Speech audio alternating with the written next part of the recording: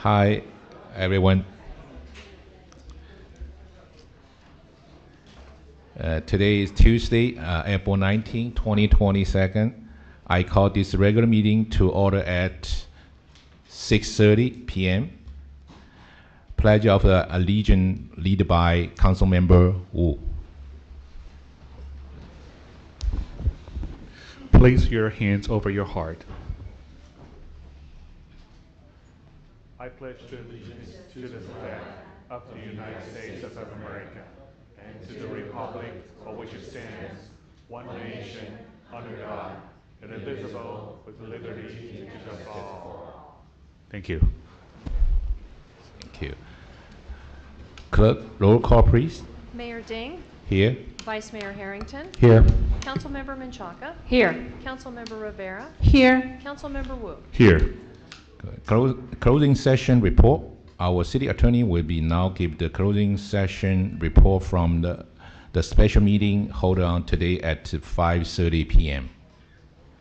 Certainly, Mr. Mayor. The City Council met immediately prior to this meeting at a special meeting for a closed session that was identified as conference with labor negotiators for the following organizations: the Police Officers Association, the Police Management Group, the Firefighters Association, the Firefighters Management Group, and all unrepresented employees.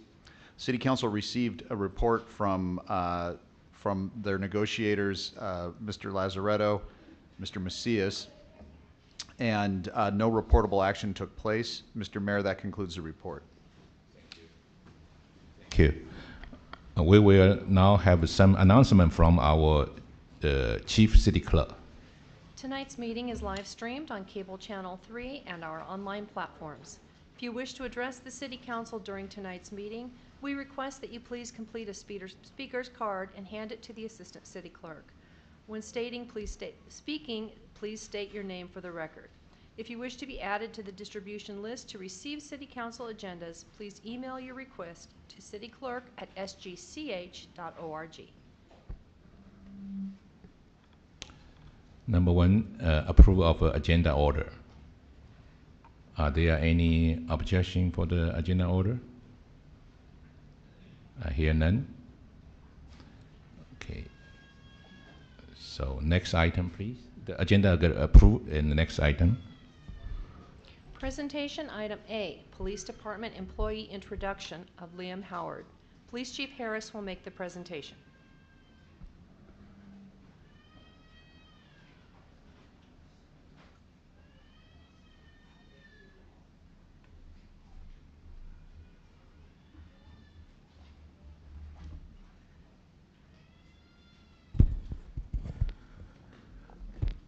Mr. Mayor, Mr. Vice Mayor, members of council, good evening. It is with pride again that we are here in person to welcome one of our newest family members to the police department, Liam Howard. I'll have him come up.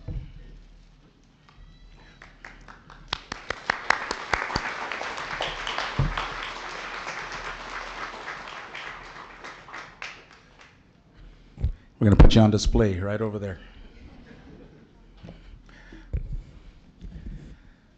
All right, Officer Howard was born in Culver City, California. He was raised by his mom, Maureen, and stepdad, Vince, and he has three brothers, Chris, Ryan, and Cade. Officer Howard grew up in Valencia, California, and graduated from Valencia High School in 2011. Liam knew at a very young age that he wanted to become a police officer, and he worked as an emergency medical technician and as a security guard while pursuing his career in law enforcement. When he found out that he could pay his own way to go through the police academy, he immediately applied and got accepted to the Rio Hondo Police Academy. While there, he was scouted by the San Gabriel Police Department, the outstanding and wonderful San Gabriel Police Department, and was fortunate to get hired. One of the proudest moments was receiving his San Gabriel Police Department patches in front of his academy classmates. For those who don't know, when you go through the academy as an unsponsored person or paying your own way, you wear a tan uniform while everybody else is wearing the uniform of their agency with patches. And so it's always a good outcome when you can get picked up while you're in the academy, and we go down and give you those patches, which are coveted, and you get to put on that wonderful blue uniform. Felt good, didn't it? Yes, sir. Yeah, it did. On his downtime, Liam enjoys watching sports, including hockey, so he'll have that in common with our Public Works Director who plays hockey, and baseball and Formula One racing. He also enjoys hiking, reading, and learning about history. Liam would like to extend his heartfelt thanks to the City of San Gabriel for the opportunity to live out his dream of becoming a police officer. He is committed to working hard and being the best police officer he can be, and we will hold him to that for sure, in the service of the San Gabriel community. And his mother will actually be the one coming up to pin his badge on, and I believe we're going to have him sworn in. So I'll turn it over to our city clerk.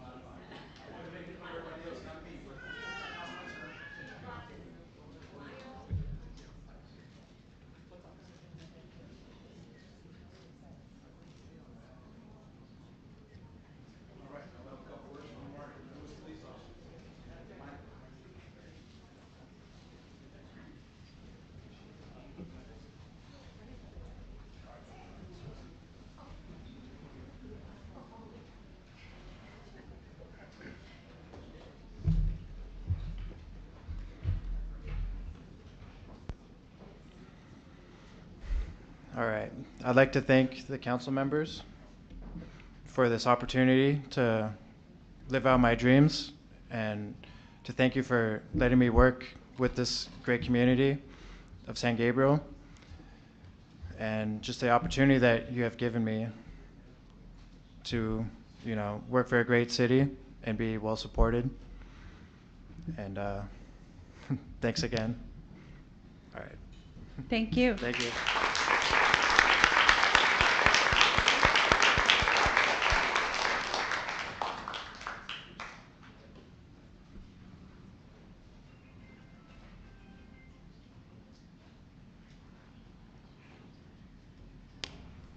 Our next item is Yeah. item B, Commendation for Older American Award for Florence Lynn. Community Services Director Perez will provide an introduction, and Mayor Ding will make the presentation.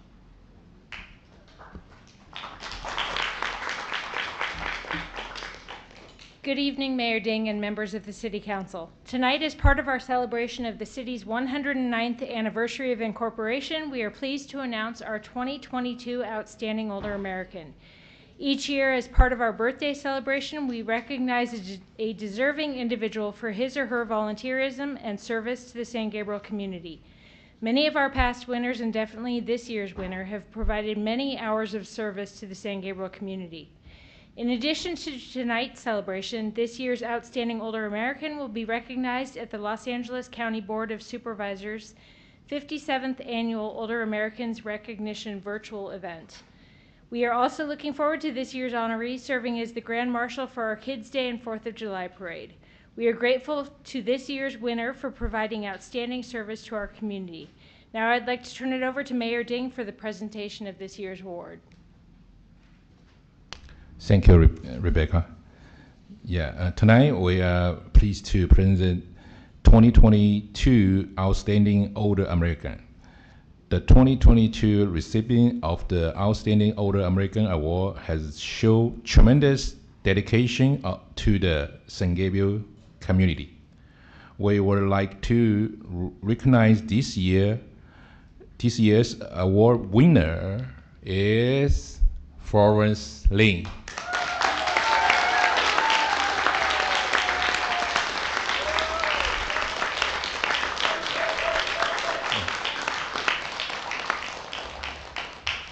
Florence is work as the community relation manager for the Asia Youth Center, has made a significant impact in San Gabriel.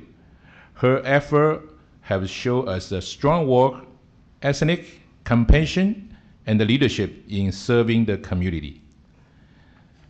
It is my honor to introduce San Gabriel's 2022 Outstanding Older American Florence Lynn.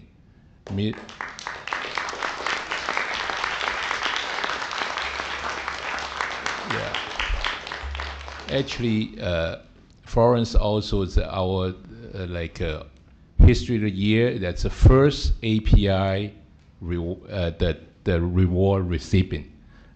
So thank you to do that, our multicultural community to help us. Please come to the podium.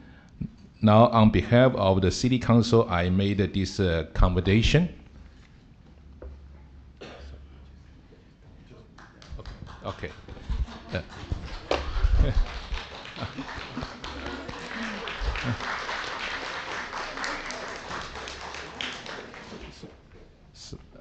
Mayor and Vice Mayor, and okay. Thank you so much for nominating me as San Gabriel Outstanding Older American Award. Thank you. Thank you. So I just read our commendation. Okay. Commendation, Florence Lynn, 2022 Outstanding Older American. Whereas Florence Lynn has been awarded to cover the San Gabriel Outstanding Older American Award for her community service and the contribution for the betterment of the city and its citizens. And whereas Florence Lynn has shown strong work ethic, compassion, and leadership in service the San Gabriel community. Now, therefore, I, Tony Ding, Mayor of the City of San Gabriel, on behalf of the City Council, Vice Mayor John R. Harrington, and Council Member Denise Menchaca, Karina Rivera, and John Wu, do hereby honor Florence Lynn as the San Gabriel 2022 Outstanding Older American, and commend and thanks Ms. Lynn for her service to the San Gabriel community.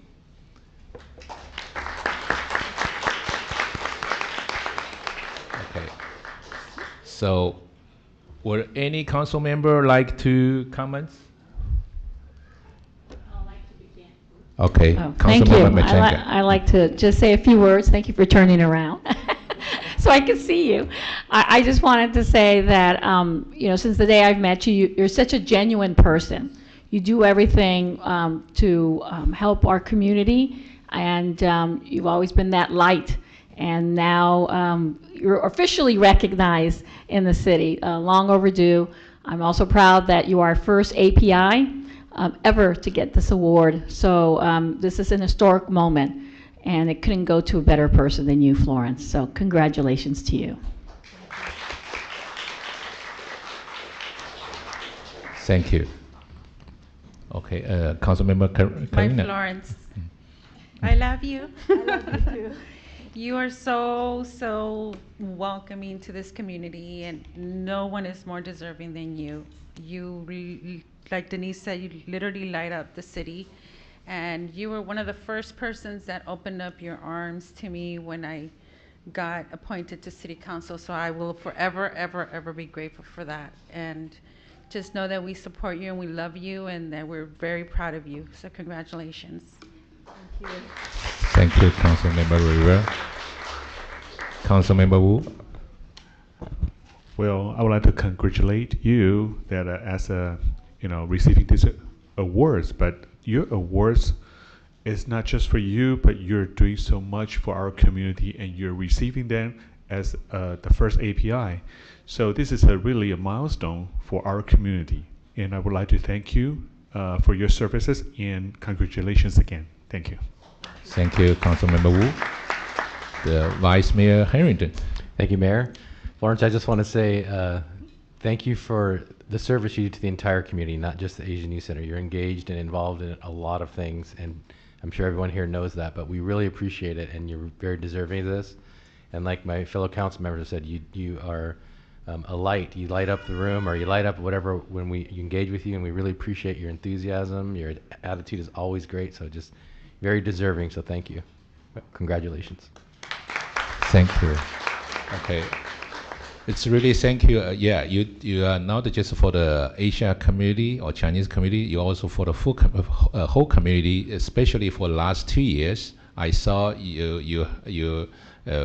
the Michelle, the AYC, and you also reach out to the community, and for the PPE donation and send out the people who really need it, and the vaccine. It's a help to our community too. Actually, COVID testing first, then vaccine. So you do the tremendous work for our community. So I really you deserve it, and the thank you to service our community, and congratulations. Okay, thank you. And we now have the presentation from the Sandra Amanda Lopez from the Senator Susan Rubio office. Actually, Sandra also is a council member with the Rosemi, right? Yeah. I'm gonna just move this around here to say thank you. Oh my goodness. Good evening. It's really hard to say good evening when it's so bright outside, right? But good evening. My name is Sandra Menta Lopez, and I'm here on behalf of State Senator Susan Rubio. Thank you, Mayor Ding, Vice Mayor Harrington, Councilmember Machaca, Councilmember Rivera, and Councilmember Wu for having me here to represent the senator. Florence, what can I say? Everybody talked about your brightness. Every time you walk into the room, you bright up with your smile. You always are welcoming. Forget about my speech. It's such a pleasure to be in the community with you when you go and represent the Asian Youth Center. Your heart just sheds how much proud and how dedicated you are to your trade, and your willingness to volunteer and your willingness to help others in need. That's what I always take away when I am part of some of your events, is always smiling, always making sure that everything's taken care of. On behalf of State Senator Susan Rubio, she wanted to congratulate you for being the 2022 Outstanding Older American. And again, the first API. You are a great representation to your community. So I do have a certificate. It says, on behalf of California State Senate, it is my privilege to present you with a certificate in recognition of your dedicated community service and contributions to the city of San Gabriel. I commend your outstanding work with the Asian Youth Center For 16 years, most recently as Community Relations Manager. Your dedication in promoting civic engagement and being a helpful hand with San Gabriel residents is truly amazing. Congratulations, signed by State Senator Susan Rubio. Thank you. Yes, absolutely. Take the photo.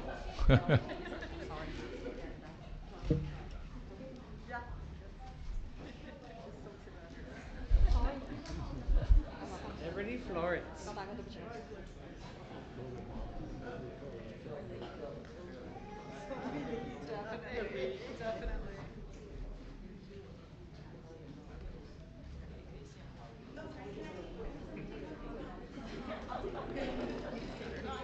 Yeah.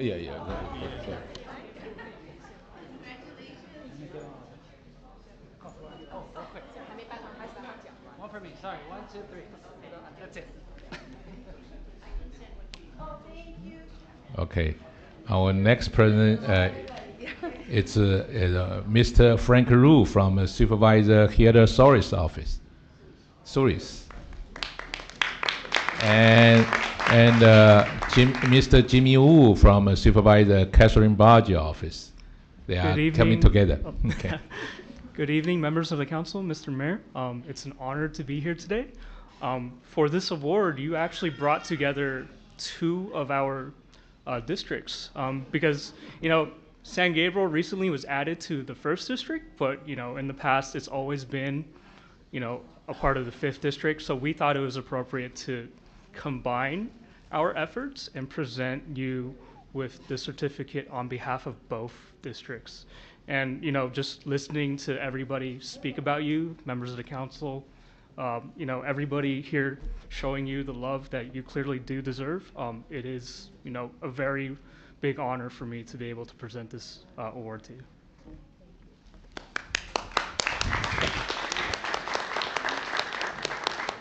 Thank you. We love San Gabriel, and we never abandon the San Gabriel city. Congratulations, Florence, and thank you, Frank Luz, General Authority, because we are one big county family. Thank you. Thank you, Jimmy. You block carefully.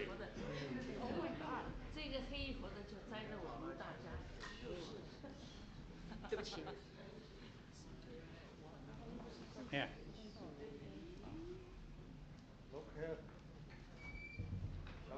Back here, please.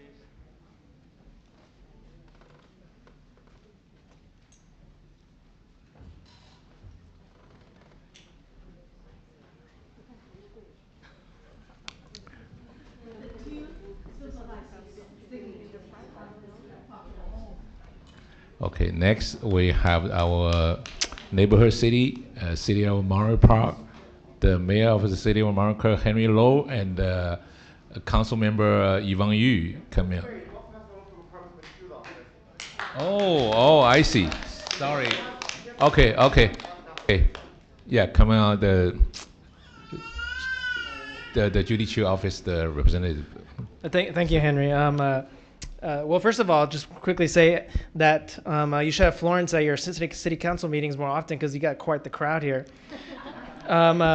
My name is Enrique Robles, and I'm the Deputy Chief of Staff for Congresswoman Judy Chu. It is a real pleasure to recognize Florence Lynn as the City of San Gabriel's outstanding older American. Over the years, Florence has cared for residents, both young and old, and she has worked tirelessly to empower the community. In fact, Florence has been instrumental in helping our immigrant families achieve the American dream by guiding them through the immigration and naturalization process. And also, she has connected senior citizens with important resources that allows them to conduct their daily activities with dignity.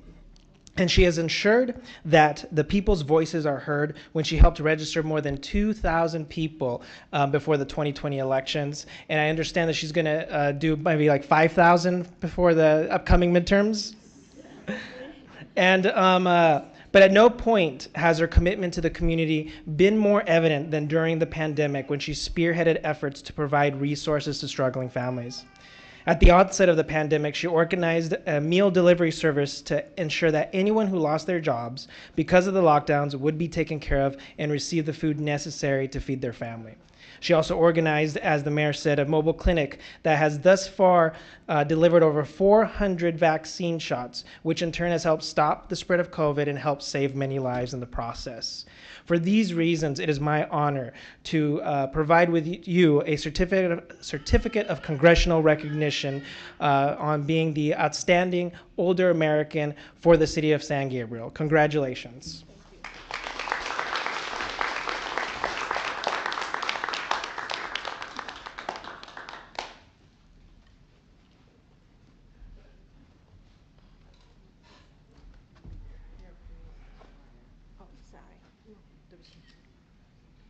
Okay, go in the middle and then turn left. And then turn right. And then over here. 1, 2, 3.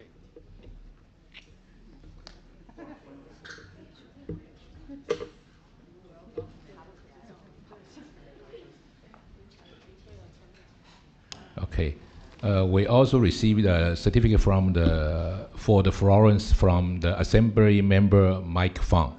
So certificate in our city office, and then I introduce again for our Maury Park. Oh, you already got it. Well, okay, that's from Mike Fong, Assembly member. Okay, congratulations. Okay. And Mayor Henry Law and the council member Yvonne Yu from the city of Maury Park. Well, thank you, Mayor Ding, and good evening, members of the San Gabriel City Council. My name is Mayor Henry Lowe. I'm here with my colleague, Councilmember Yvonne Yu from your neighborly city, South Monterey Park. And thank you for inviting us to be a part of tonight's very special occasion of honoring our dear friend Florence Lynn. You know, so much has been said tonight, and it really is not a surprise. You know, I can tell you from my own account that Florence somehow has an infinite amount of time, an infinite amount of energy, and an infinite amount of passion, just infinite, in helping others in the community. And the reason why we're here is because who hasn't been helped by Florence? Who hasn't seen Florence, not just here in the beautiful city of San Gabriel, city with a mission, as well as in Monterey Park, Arcata, the greater San Gabriel Valley. People have come to know all that Florence, her commitment to this community. And so we are pleased to be able to also recognize Florence as well. And I will now pass the microphone to my colleague, Councilmember Yvonne Yu. Hello, everyone. This is Yvonne Yu, council member of Monterey Park. As an AAPI woman, Florence, I'm proud of you. And congratulations. Please keep up the good work. Thank you so much. So please accept this certificate signed by the entire City Council of the City of Monterey Park to Florence Lynn in recognition of your being honored today as the Older American Award recipient. Congratulations.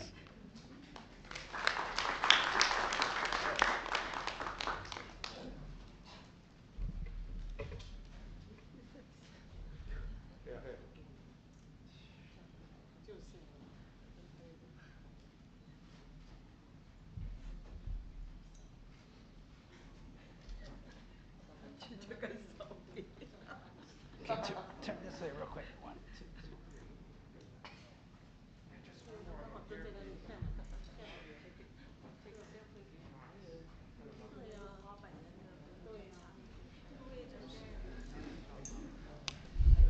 Okay, thank you. Florence, we would like to give you a chance to say a few words, if you already said it. Okay. If you still want. Okay. After which, our whole council will be joining you for a photo right now. Is that okay?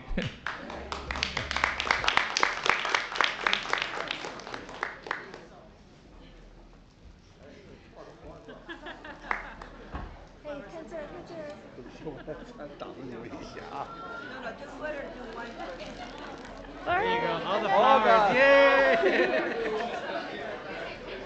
Back up, back yeah, 往后去。 Everybody, just let it be. Yeah. Move back. There you go. Move back, yeah. Florence, over there.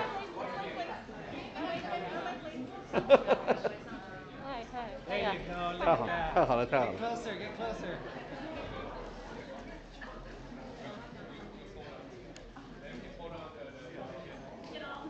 Everybody hold the flower. There you go. Oh yeah, look at that. Oh. See, Florence?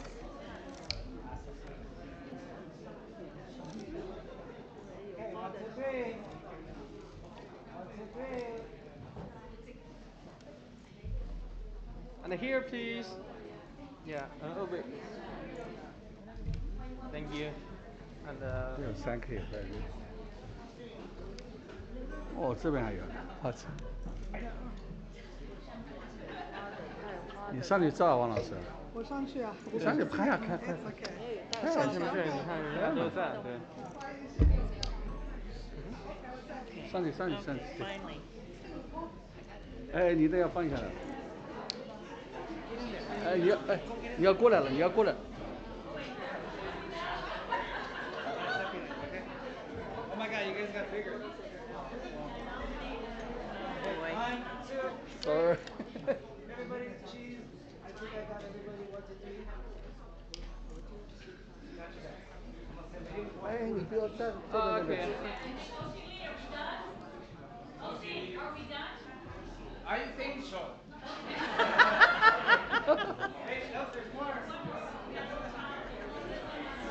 Now we can push up here. Okay. Okay, one last one. I don't know. One last one.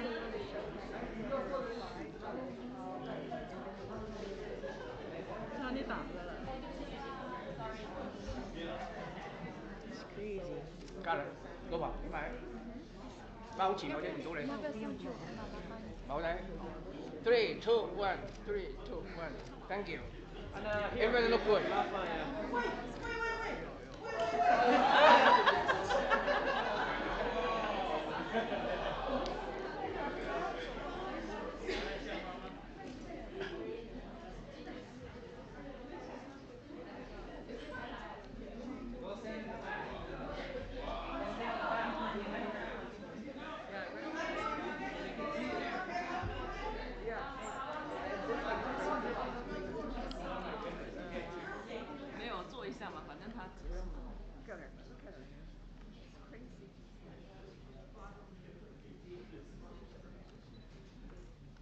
Okay, 1 second on this side. 1, 2, 3. 3, 2, 1. Thank you very much. Got it. Look at me. 1, 2, and don't move. 1, 2, 3.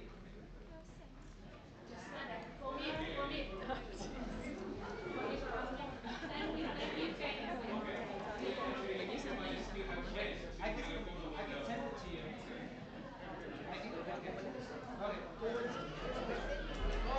Ready? Yeah, but I'm going to get a better one. Okay. You guys need to. 1. Oh, it's getting big. Last photo. 1, 2, 3, everybody. Chuck E. Cheese. You got too many friends. You got too many friends. That's fine. Got it. Show me. You guys have to share. All the pictures are going to go on NYC.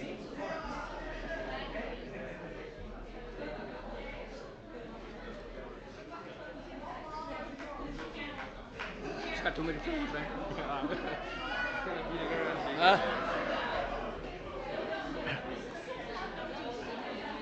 She got too many friends.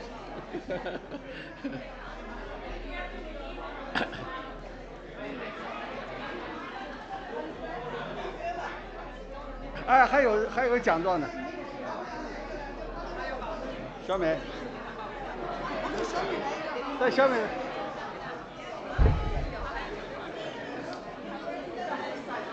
来，王老师跟小美来一个。王老师来。小美。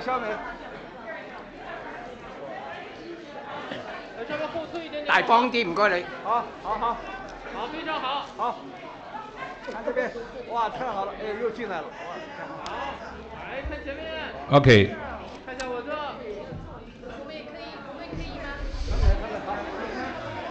Sorry. Okay, everybody. So can we hold on the photo right now? So let the Florence Lynn, she still want to have say some little speech. Okay. OK， 那个现在场面有点乱哈，那个我们我只讲2分钟，很快，然后我们就出去，因为外面有一个 reception， 大家可以在那边拍照或者是讲话。OK， 我很快，因为这一次得到这个奖呢，我首先要感谢汪老师。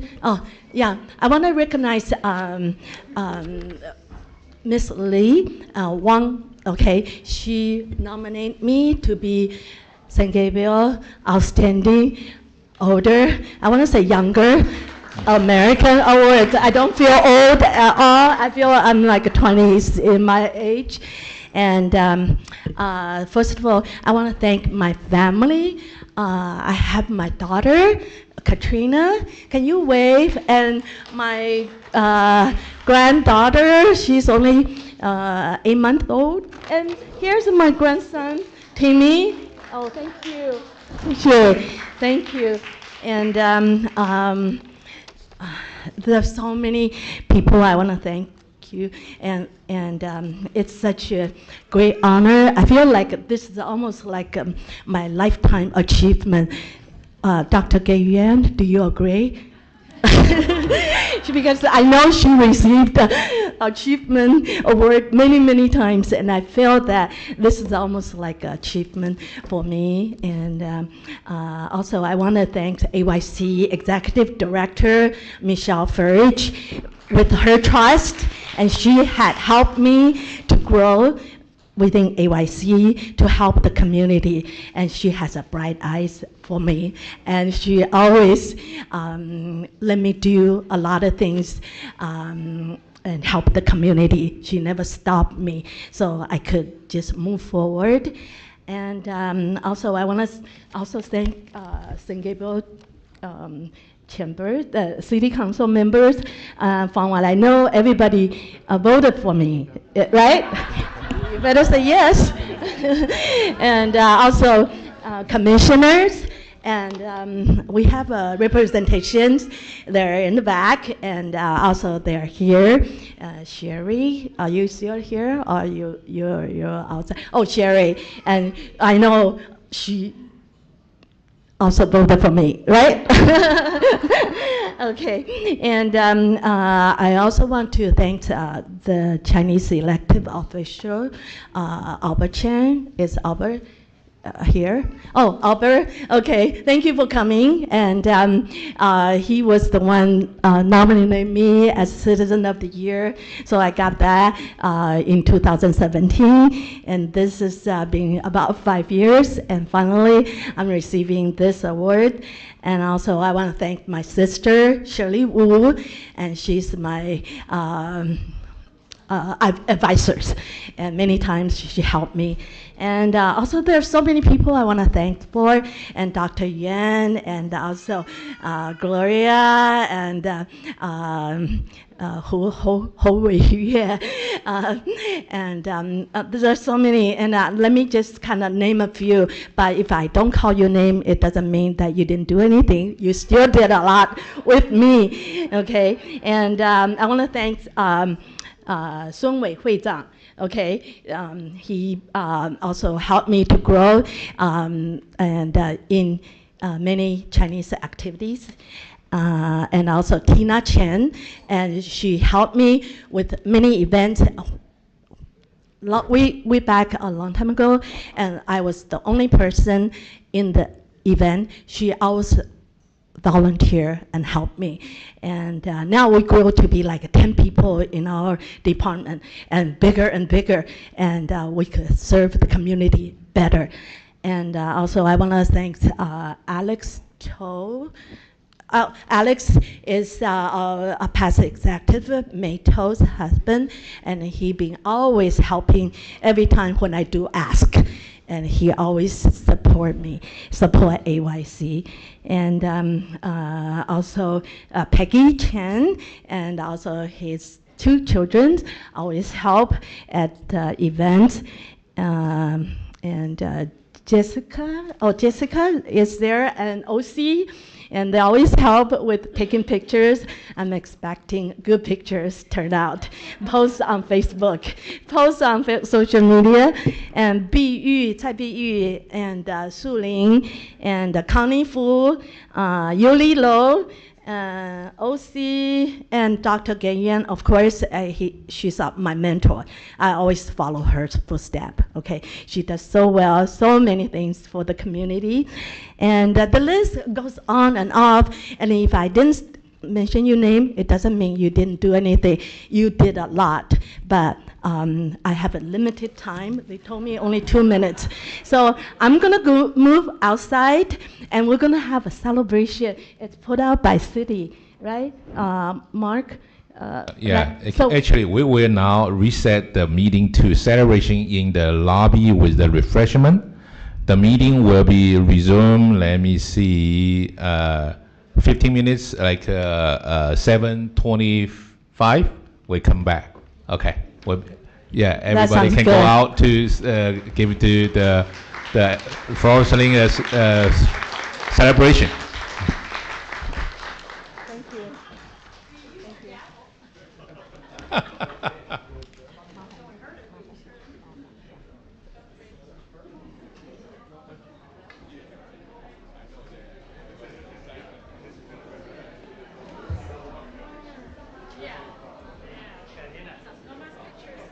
I was.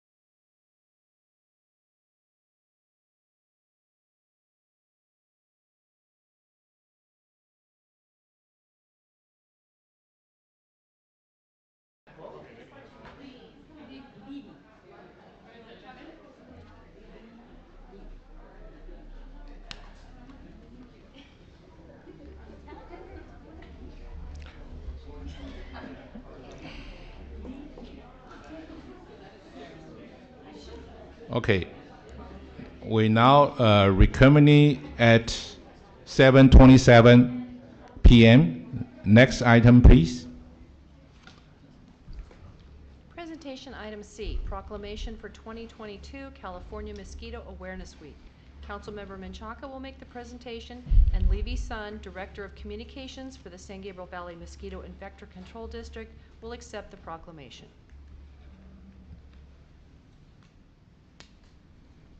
Well, thank you, Mayor, for passing this along. I am the trustee on behalf of the City of San Gabriel for the San Gabriel Valley Mosquito and Vector Control.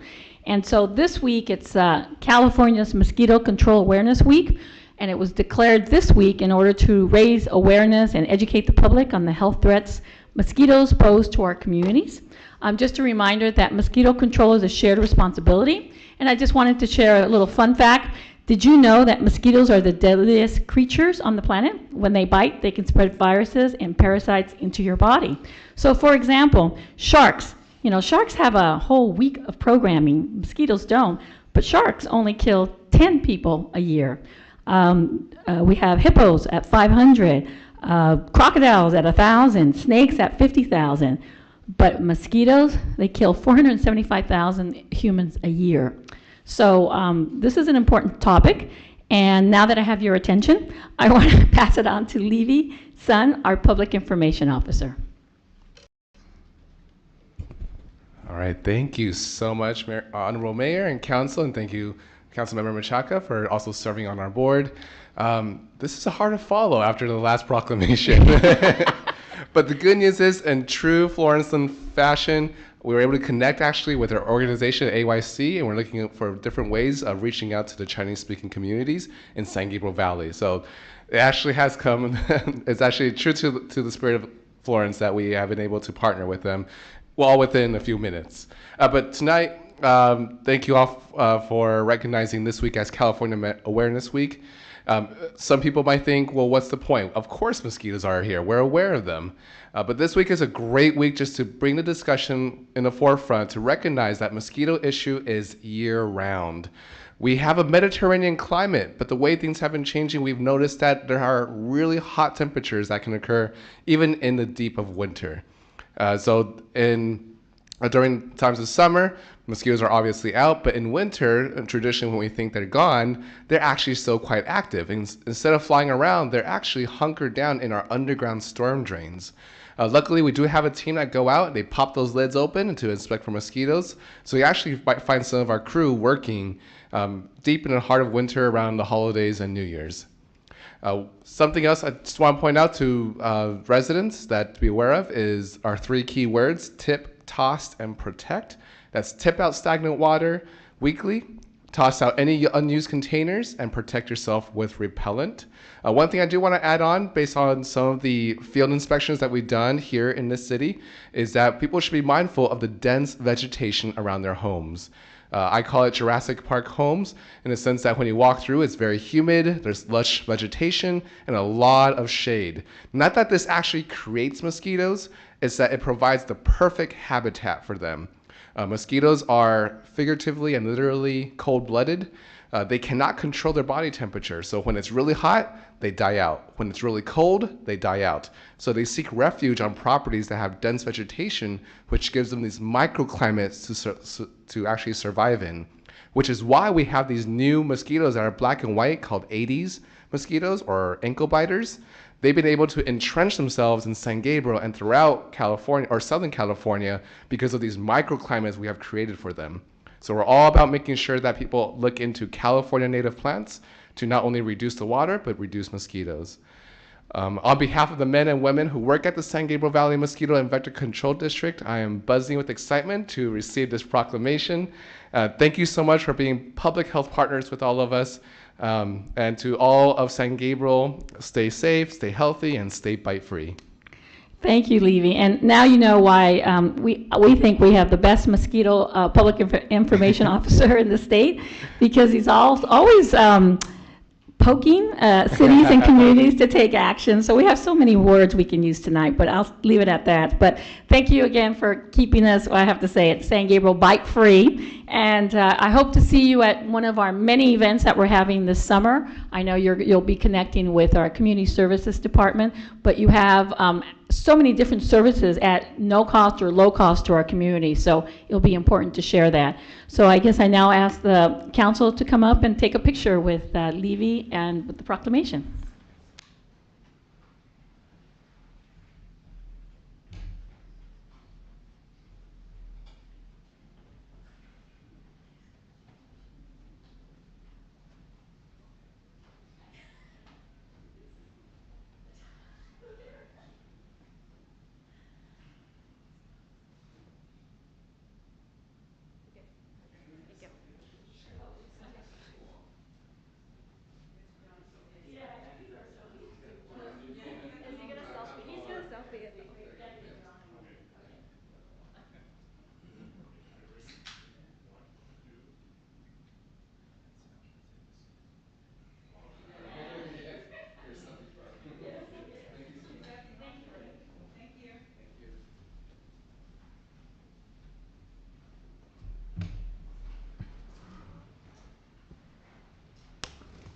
Next item.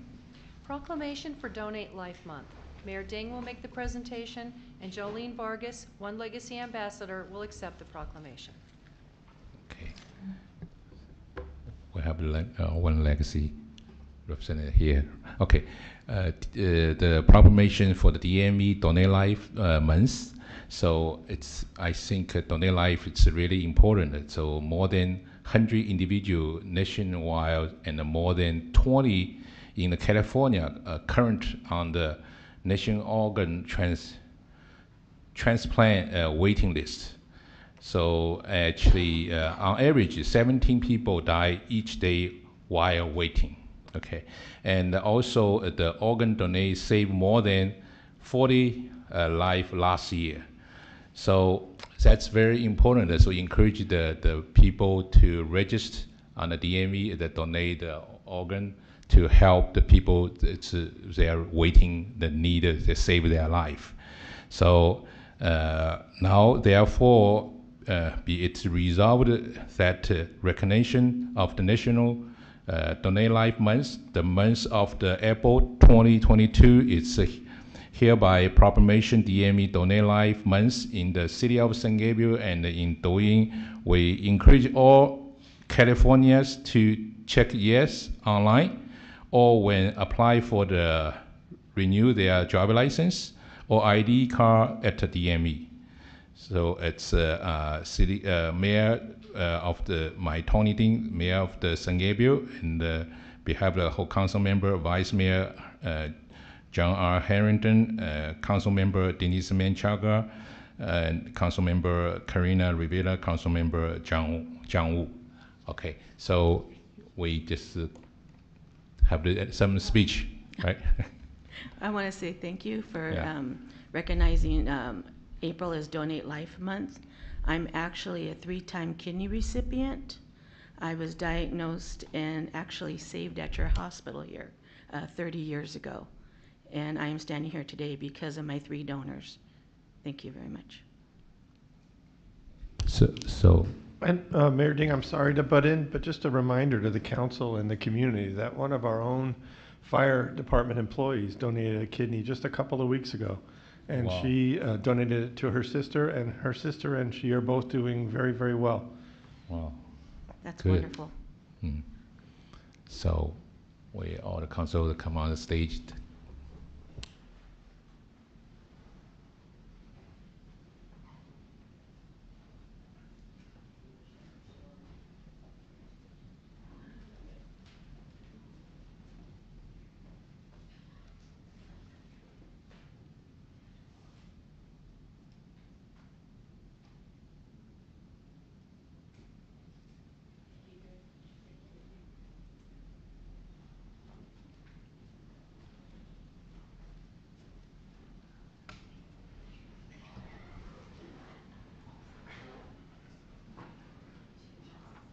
Next item, please. public comment. This is the time set aside for members of the public to address the City Council on items of interest that are not on the agenda, but are within the subject matter jurisdiction of the San Gabriel City Council. If you wish to address the council, please fill out a speaker's card and hand it to the clerk. We do have a comment that was sent via email, and it is from Sean McMorris, San Gabriel resident, and reads as follows. I want to congratulate Florence Lynn on being awarded Outstanding Older American. Thank you for your service to the community, Florence. I encourage you to continue your good work in San Gabriel and the region. The award is well deserved. And then our first speaker this evening is Debbie Kilgore.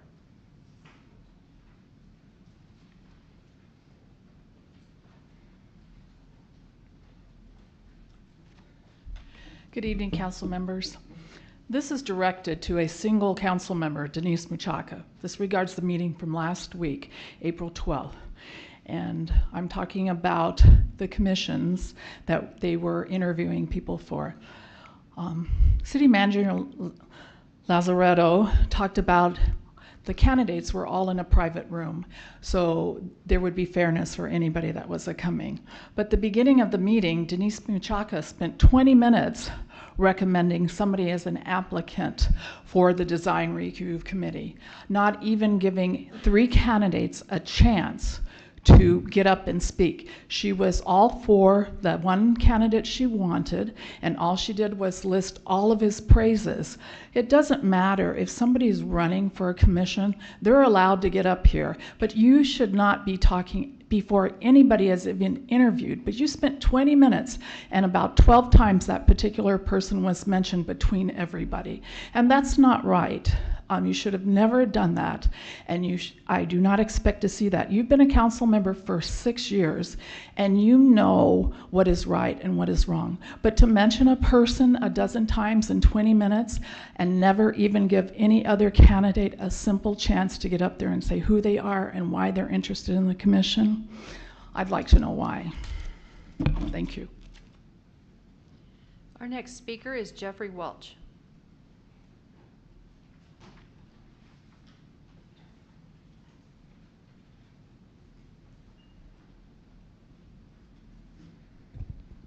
Good evening, Council.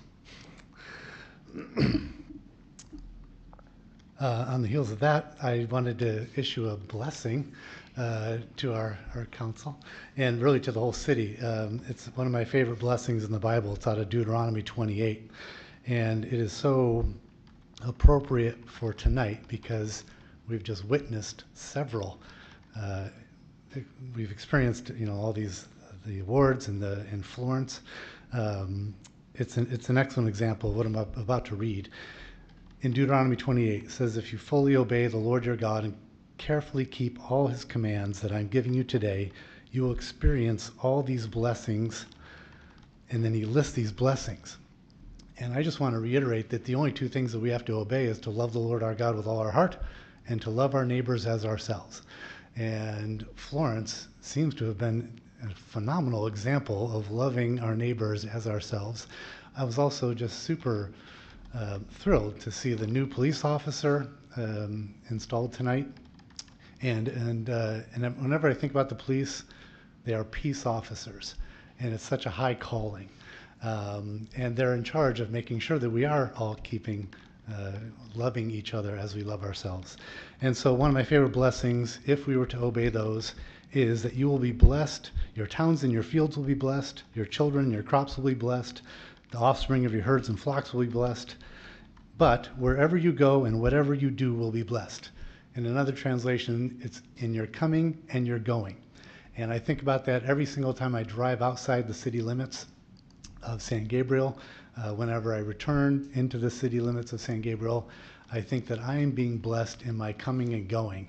And I noticed even tonight that the mayor of Monterey Park was here. I imagine how often you guys travel to other cities, and you are representing San Gabriel. And I just want to say that you are blessed in your coming and your going.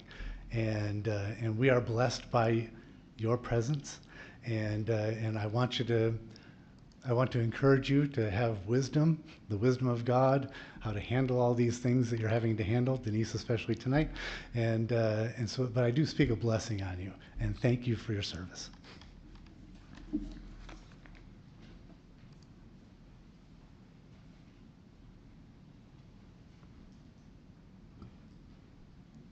No more? Okay. Okay, next item. Consent calendar. All items listed under the consent calendar. Oh, sorry. Am I going to do my public comment now, or it's regarding agenda item 7B? We would handle that when we get to that item. Thank you. Thank you. All items listed under the consent calendar are considered routine, and recommendations will be approved in one motion unless a member of the City Council or public requests separate discussion. We have received a City Council request to pull item 4G for separate discussion. We have not received requests from the public to pull any items. Okay. So, would any council member would like to pull another item for the separate discussion? So, because we pull out the item G, so do I have a motion for items? I'll move to approve the consent agenda 4A through 4F. F. A I'll to second. F, right? Pardon? I'll second. Oh, okay. Okay. So, motion made by Councilmember Menchaca and second by Vice Mayor Harrington. Please, we vote, right? Okay. So, system on. Okay. Motion passes by a vote of 5-0.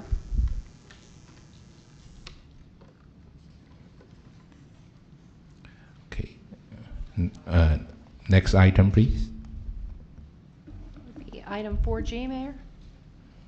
So, it's. This is the fire apparatus purchase. Okay. So, yeah. So I turn over to the Vice Mayor Harrington. Thank you, Mayor.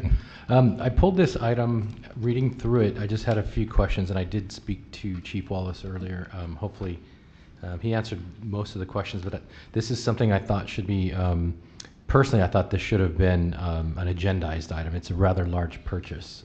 We don't usually purchase these things, consent. And this is a completely different method of purchasing than we've done in the past. And I did read through some of the reasons why. But we do have a fund that's supposed to be paying for our what I would consider like a capital purchase. This is a long-term purchase. And I had a few concerns simply because in the past, and we have 2 new council members that haven't had the opportunity to have the fire study that we've had, that Tony, you and Denise and I have had. So I thought one of the questions I asked the chief was regarding how this might affect that. What would be the impact if we did do a lease rather than a purchase? Because I know in the past when we had our study, it said that LA County would, if we ever did anything with them, the contract would absorb whatever apparatus we have.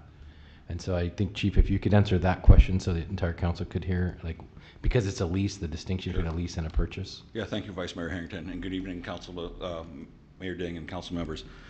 That's a great question, and it is something that I actually have looked into with some of the other departments that have gone to the county, the 2 most recent being Vernon and Hermosa Beach, which in fact had their entire fleets leased. What happened there when we go to the county, if that was something that would happen down the line, if we would consolidate anywhere, we would need to provide to Apparatus to cover the apparatus that we're requesting in the services. So whether we buy that now, whether we buy that in 2 years, whether they would sell that to us, it's still Apparatus that needs to get provided. What would happen if we, in this lease purchase, because this is something new we're doing it to take advantage of very, very favorable terms right now. But what this would do is it potentially does have payments that we are still liable for as we approach a consolidation with another agency. What happens with County of Los Angeles specifically, if there's leased items that are in city inventory, that is part of the negotiation and conversion costs. They would certainly give us credit for a good portion of the apparatus, again, which goes back to that we are having to provide it and buy it at a certain point. So we do get credit back from that, and whether or not they give us a certain dollar amount of credit, then take over the lease, or give us a certain amount of credit and then we pay off the lease at that point, would be subject to the negotiation at that time. Thank you.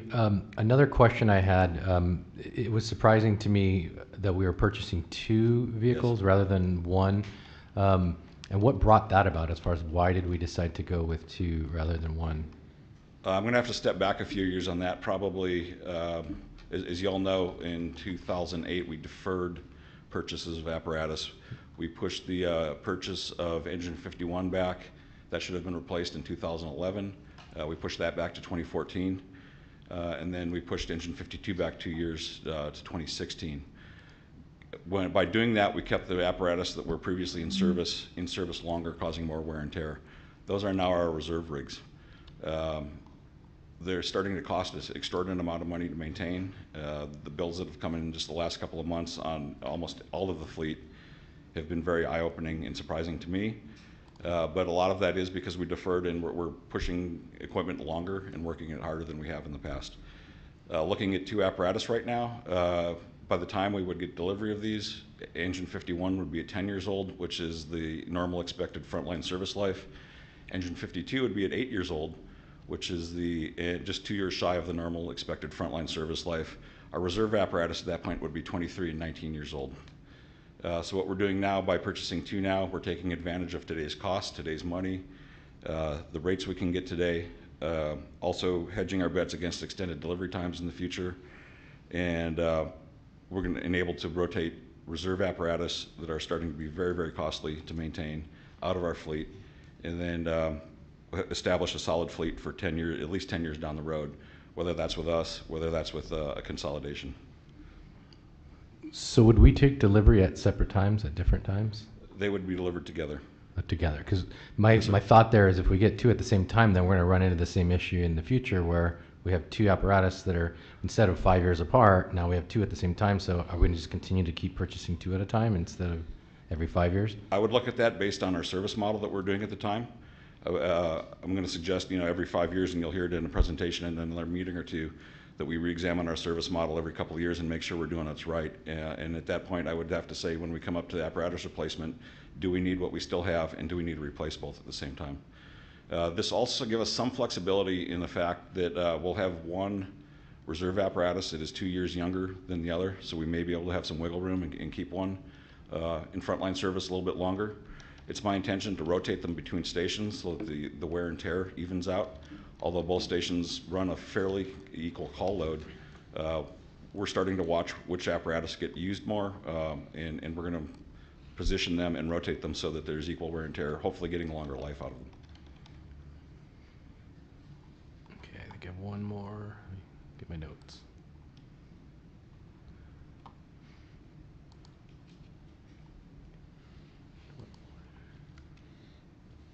I think it's okay. So thank you. That's all the questions I had. But I just wanted to make sure that in the future, if we were making a large purchase, I would hope it goes as a discussion item with the presentation, because we shouldn't have to ask all these questions. Yes, sir. Understood. Thank you. Okay, Councilmember Milsaq. Yeah, you have how about Councilmember Wu? Hi, Chief Willis. Yes. It shows that this will be two fire trucks will be the lease for 60 months. Correct. So that will be like a car, a lease car for. So what is the interest for that? It's 3.33%. So that is a fixed rate for 60 months. That's the rate that the finance company will give us for that term on these pieces of apparatus. Yes. So after 60 months, then we will be able to purchase that. Yes, we have a $1 lease buyout at the end for each apparatus. I see. Okay. Yeah, that's all I need to know. Thank you. Thank you. Councilmember Rivera. No question. Okay. So this item will be okay. My suggestion right now, I would like to have another option of purchasing 1 at a time, because that is one thing that concerns me, is purchasing 2 at the same time, because then we're going to get into this cycle where we're always purchasing 2. So I didn't know if that was presented as an option, or how that might affect us financially.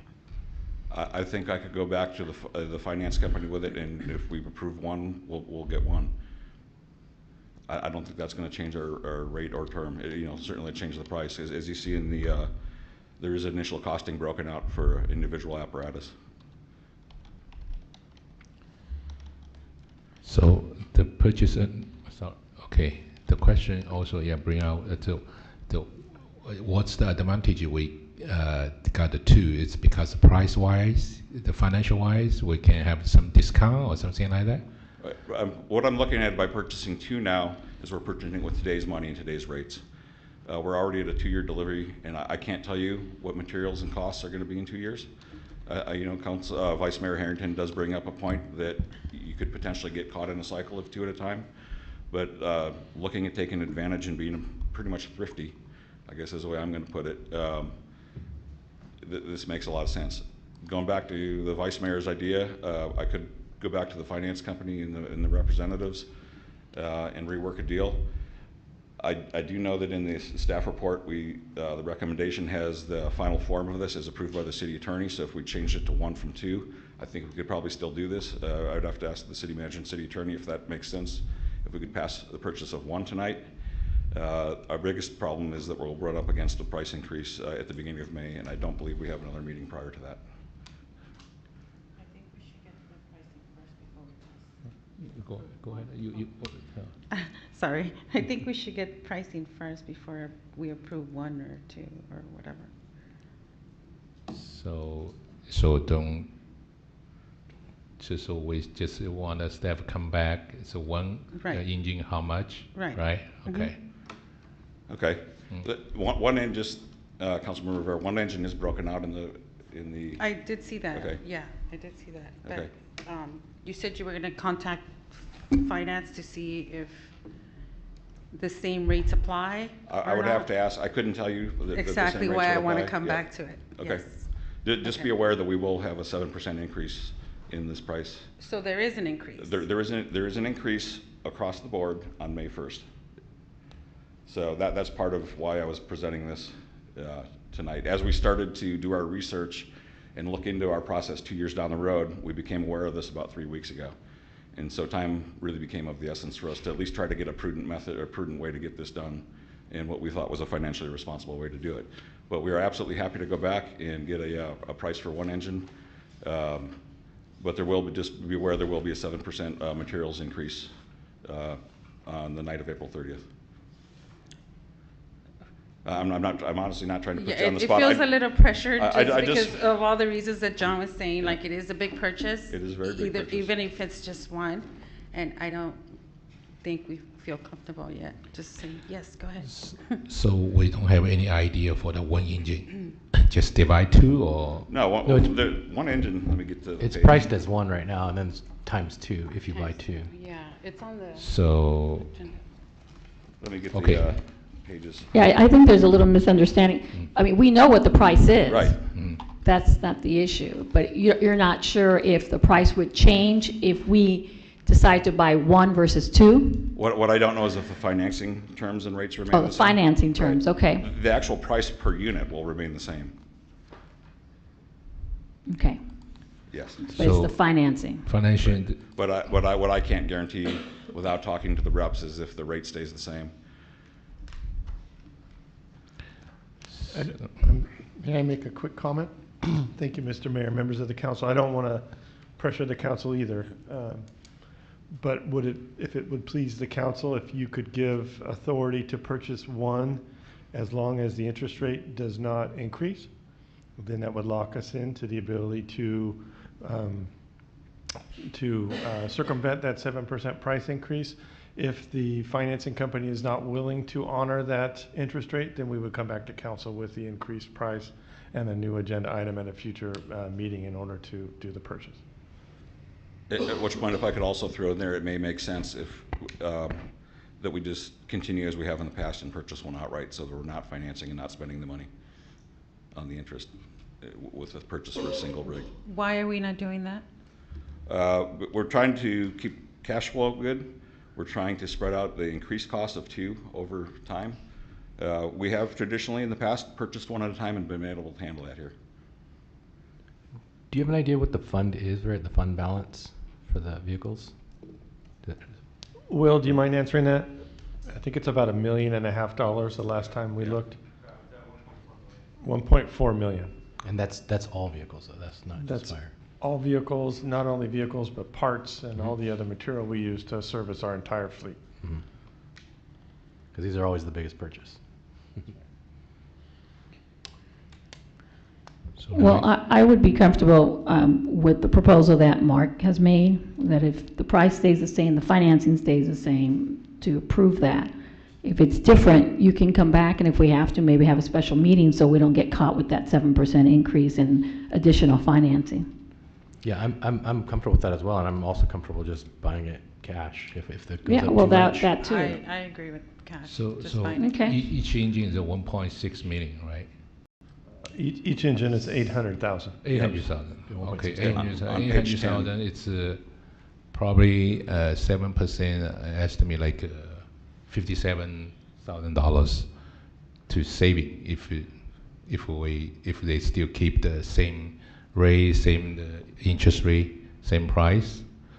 I think yeah, because it's really rushed. But if all the council members feel the one engine is okay, so maybe we can move in the proposal too. Yeah, but now we have the proposal to just outright purchase it. So the financing wouldn't even be an issue at this point. It would just be an outright purchase. Okay. And if I may reiterate, I really am not trying to put pressure on. This came up very last minute for us as well, and we wanted to come and present an option that would give us the most, I guess, bang for our dollar is the way to put it.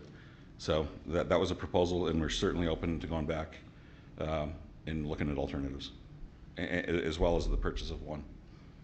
So I would, if anyone has no more comments, I would move that we authorize the purchase of one apparatus, whether it's financed, if we can keep the financing rates, finance it. If not, we can authorize the cash purchase as well, like traditionally how we would normally go about it. That'd be my motion. I'll second that. Okay, so just the motion made by the Vice Mayor Harrington and second by the Council Member Wu. So maybe Vice Mayor just still need to repeat this motion, or just okay? All right, okay. Yeah. So we're authorizing purchase. If the financing terms stay the same, we finance. If the financing can't stay the same, we'll authorize a cash purchase. Okay. All right. So we're going to vote, right? Okay.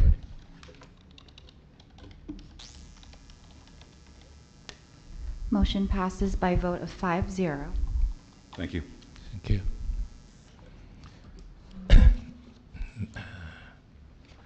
Next item, please. We have no public hearings this evening. The next item is continued business item A, agreement with First Transit for Dial-A-Ride and expanded transit services. Community Services Director Perez will make the presentation.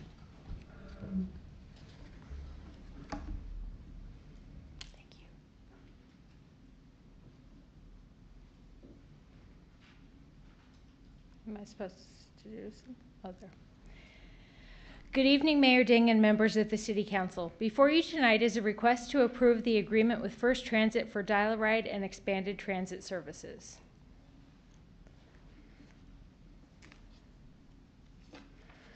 San Gabriel's current Dial-A-Ride service provides advanced reservation, curb-to-curb transportation for senior residents 62 and over, and residents with disabilities. Rides are available to locations within San Gabriel and 5 miles outside the city limits. The city contracts with First Transit for this service. In October of last year, the City Council reviewed an expanded model which would add microtransit service that is open to the general public. And in December, the Council approved an extended agreement through April 30th to allow staff time to review pricing options and bring forward a new agreement to include the microtransit service. Microtransit is transit that uses on-demand technology to combine routing and ride scheduling with the accessibility of public transportation. For the proposed microtransit model, First Transit will partner with RideCo. This service will use existing San Gabriel transit vehicles, existing bus stops, and virtual bus stops. For the service, rides can be booked through the mobile app, a web portal, or the First Transit call center in El Monte. First Transit recommends that the enhanced services are phased in to help existing customers become familiar with the new system. Following the initial setup, which is approximated to be about 8 weeks, staff anticipates that the system will be phased in for a period of 2 months. Once the initial phase has taken place with the existing customers, the system will be open to the general public. Staff will set a study session with the council at a future date to set parameters for the program. Included in your report is a breakdown for the fixed 3-year pricing and the 1-year microtransit pricing, or 1-year term with 2 1-year renewable options. Staff recommends that the city move forward with the option for the 1-year microtransit pricing.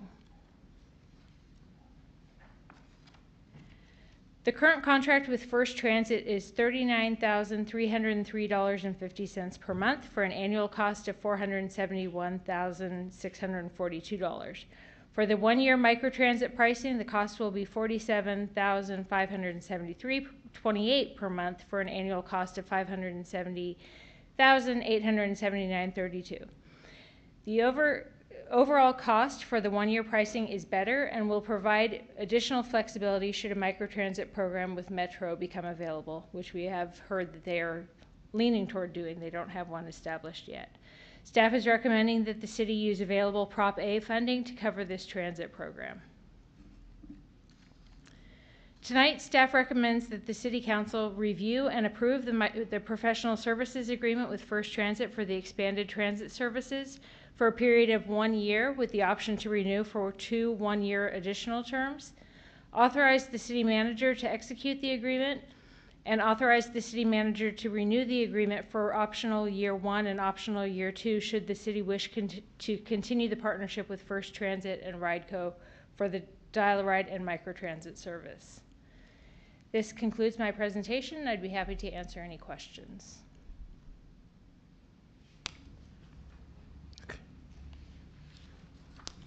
Any question from council? Councilmember Wu. Thank you, Mayor Dean. Besides RideCo, right? Do we have any other similar service provider available in our area? I mean, this is a good service, but I just curious if we have other, not only the RideCo, but is there any other services, similar services like this? So we have connected with Metro, who has indicated that they will eventually be proposing a system that cities who are interested could link with them on. RideCo is actually the company that Metro has an agreement with as well for their services. So the thought was that if that were to happen, and if we were to eventually be with Metro and come into an agreement with Metro, that RideCo would actually be that partner at that time as well. So the riders would already be familiar with the system.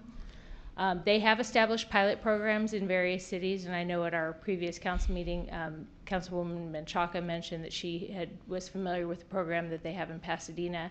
We have talked to them about whether or not they would establish a pilot program here in San Gabriel, and they are not planning to establish that. They've already designated what those cities will be.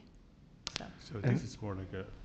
I'm sorry to interrupt, Councilman Mu. I will add that we did a full request for proposals when we brought this project up originally, and RideCo and First Transit were the only companies that responded to that. We have reached out to Uber and Lyft to try and craft a program similar to what other cities have, but this was the best option that we found after that proposal. Yeah, actually, I think that if this is a good program, so we probably will, once we implement the program, that we probably would think about long-term in the future.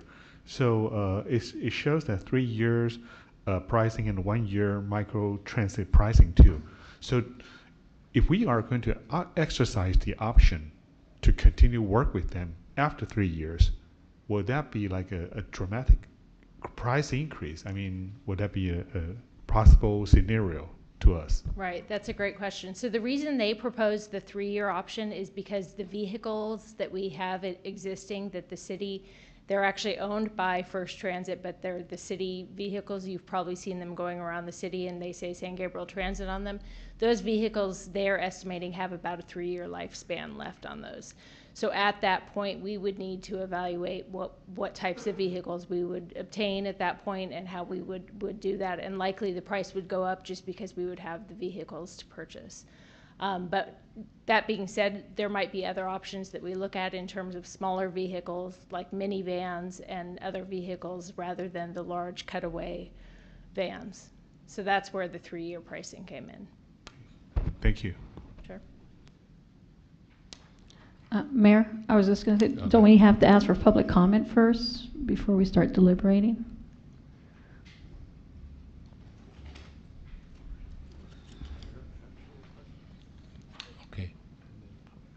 Okay, actually, right now, does any council member have a factual question for staff to clarify report? Then, okay, if we don't no more clarify extra questions, so then we move on. Chief City Clerk, do we have any public comments? Mayor, I have not received any speaker cards. Is there anyone wishing to address the council on this item? Okay, it's now time for council deliberation and the discussion. Who would like to start? I was just going to say a few things. Okay. They're not clarifying. Okay. I just wanted to find out when you said that we weren't going to have micro metro, or it's not part of the LA County's plan.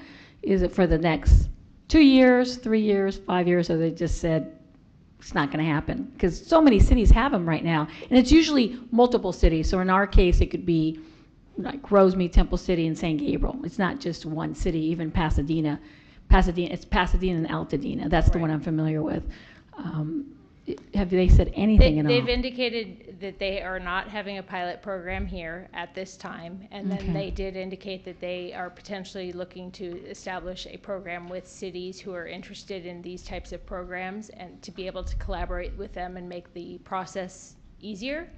I did follow up with them even right before this meeting, and they've confirmed that they still don't have that established. They indicated that they've learned a lot through this process, and that they will likely be coming forward with something. But that's why the thought was to enter into the 1-year agreement with the 2 1-year renewable terms, so that we would have more options should that become available. Yeah, because I think we have a new supervisor, so that would be a good question to ask, because we don't have anything on this side. I'm not familiar with anything in the San Gabriel Valley, the West San Gabriel Valley, so I think that would be a good question to ask, and I'd be happy to kind of be the liaison there with Supervisor Hilda Solis. Second, I am very pleased at the fact that we're working with Rideco, because they have this software that is so powerful. So even if we don't get the Metro bus, the data that it's going to be able to provide, and I was just thinking of some of the things like mobility, less traffic, planning for alternate transportations. We've talked about trolleys. They can give us the data, tell us what areas of town are the most traveled. I know the hotels had been thinking about that for a long time, and so now we're going to have some really good data and just service enhancements. What more can we do besides this bus that we have right now? Data on destinations, it kind of goes on and on. So I'm excited, even though we're not getting everything we want, but this software is pretty powerful. It's just like Uber for the most part. It's on your phone, and you program your destination to and from, and so I look forward to seeing that data, just to see what are these patterns of travel that we have, because we all think it's one way and the data may show otherwise. How often would you be getting this data? We'll be working with them continually. It's going to be a new program, obviously, so the idea is to bring the existing customers in and make sure that they're feeling comfortable with the new software, and that they can utilize that. They can still call for their rides, which will be important, because yes, it is. As we know, with seniors, they tend to want to have things the same, and so I think that will be a good way to ease them into this. But I think it will be a good opportunity, and we will be bringing updates to the council so we can have those discussions, because I don't doubt that there will be some growing pains as we learn this new system, and that's what the Metro folks have indicated as well, that they are learning a lot through that. So, and unlike Uber, while it is similar to Uber, Uber is not able to be funded with Prop A. So yes. This is beneficial in that it can be funded by Prop A. Okay. Well, thank you for it's been a long stretch here, but thank you for bringing this together, and I just think it's just a benefit. It's a great benefit to our community. Thank you. Thank you. Councilmember Wu. Thank you, Mayor Dean. I just have a few more questions about this. It sounds like this is outsourcing. That we are actually city does not operate this, but this is like we outsource to RICO to do the service.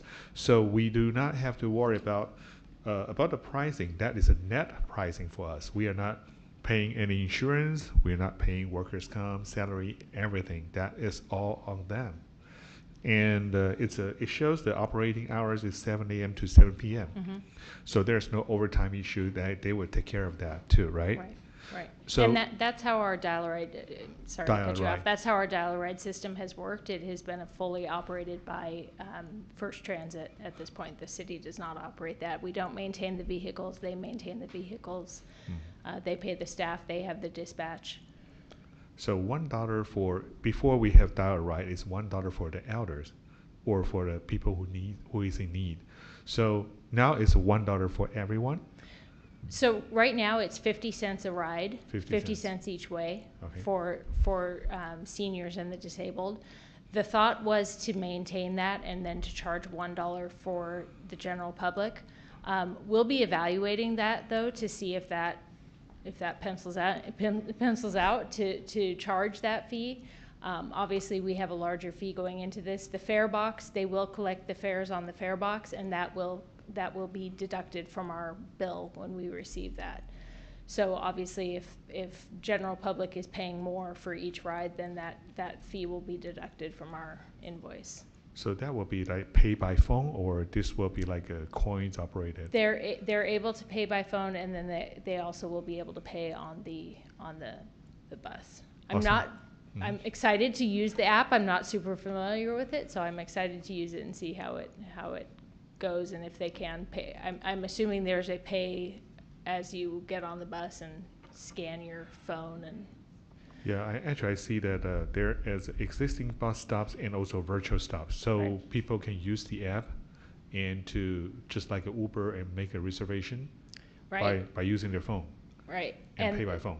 And the virtual stops will be such that someone would not have to walk further than a quarter mile from their existing location to get to that virtual stop. I see. Thank you. Okay, Councilman, Vice Mayor Harrington. Thank you, Mayor. I did have a couple questions. I wanted to clarify, Rebecca, when you said they haven't had a plan for a pilot program, did you mean Metro or did you mean RICO? Okay. Metro. Because I know they had one in El Monte 2 years ago, right before COVID hit.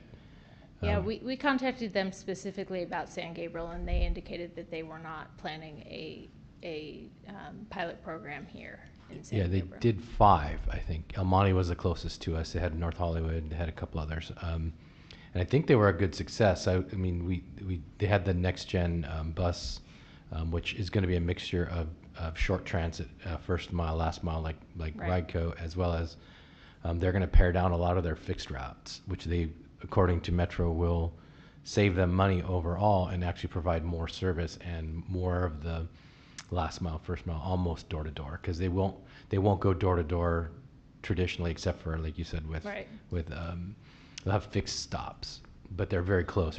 They're blocks apart usually. They're not walking more than 3 and 4 blocks. And they will continue the door-to-door for the seniors and the disabled. And so I think that's important to maintain that distinction, that the seniors and disabled, for their purposes, other than having other general riders on the bus, they should not be seeing any difference in their service. Yeah, because my understanding is the 2 factors that affected this was the COVID. Obviously, the COVID affected it because that affected transit overall. And then now they're down a whole bunch of drivers. So their idea was to convert some of their drivers into the short, like the short shared ride stuff, and they just ran out of drivers. So I think that's what's hindering. That's why they're not doing pilot programs. Just in case you're wondering why, it's not that they don't want to; they don't have the drivers. Well, and I think the Pasadena-Altadena, that was a pilot program as well, if I understand correctly. That was a Metro pilot program. Metro, yeah. So that was probably about a year and a half ago that they said they weren't doing a pilot here. So whether or not that would have been, I mean, the COVID impact obviously was a couple of years ago, so that could have been that impact. And then now, like I said, they've indicated that they've learned a lot through this, so I'm guessing they're looking to evaluate and make sure that they have things figured out before they push that out to cities. Yeah, the next gen bus, my understanding is 2024 or 2025. They wanted it to be up and running everywhere because they're getting ready for the Olympics. That's part of, they have the Olympic plan. I forget what they call it, but so they wanted this to be active for the Olympics because they want a zero drive Olympics. They want no one driving to any of the events. They want transit for everybody. They don't want parking. They don't want any of that. They just want transit. So in order to do that, they have to have the infrastructure already built, and they will have to be tested and worked out. So my understanding is 24, 25 target date for everyone to have it. That's probably why they're not doing pilot programs. They're trying to ramp it up. So our timeline kind of makes sense in the 3 years because 24, 25, we won't have to worry about that because it might be countywide. Yeah. Thank you.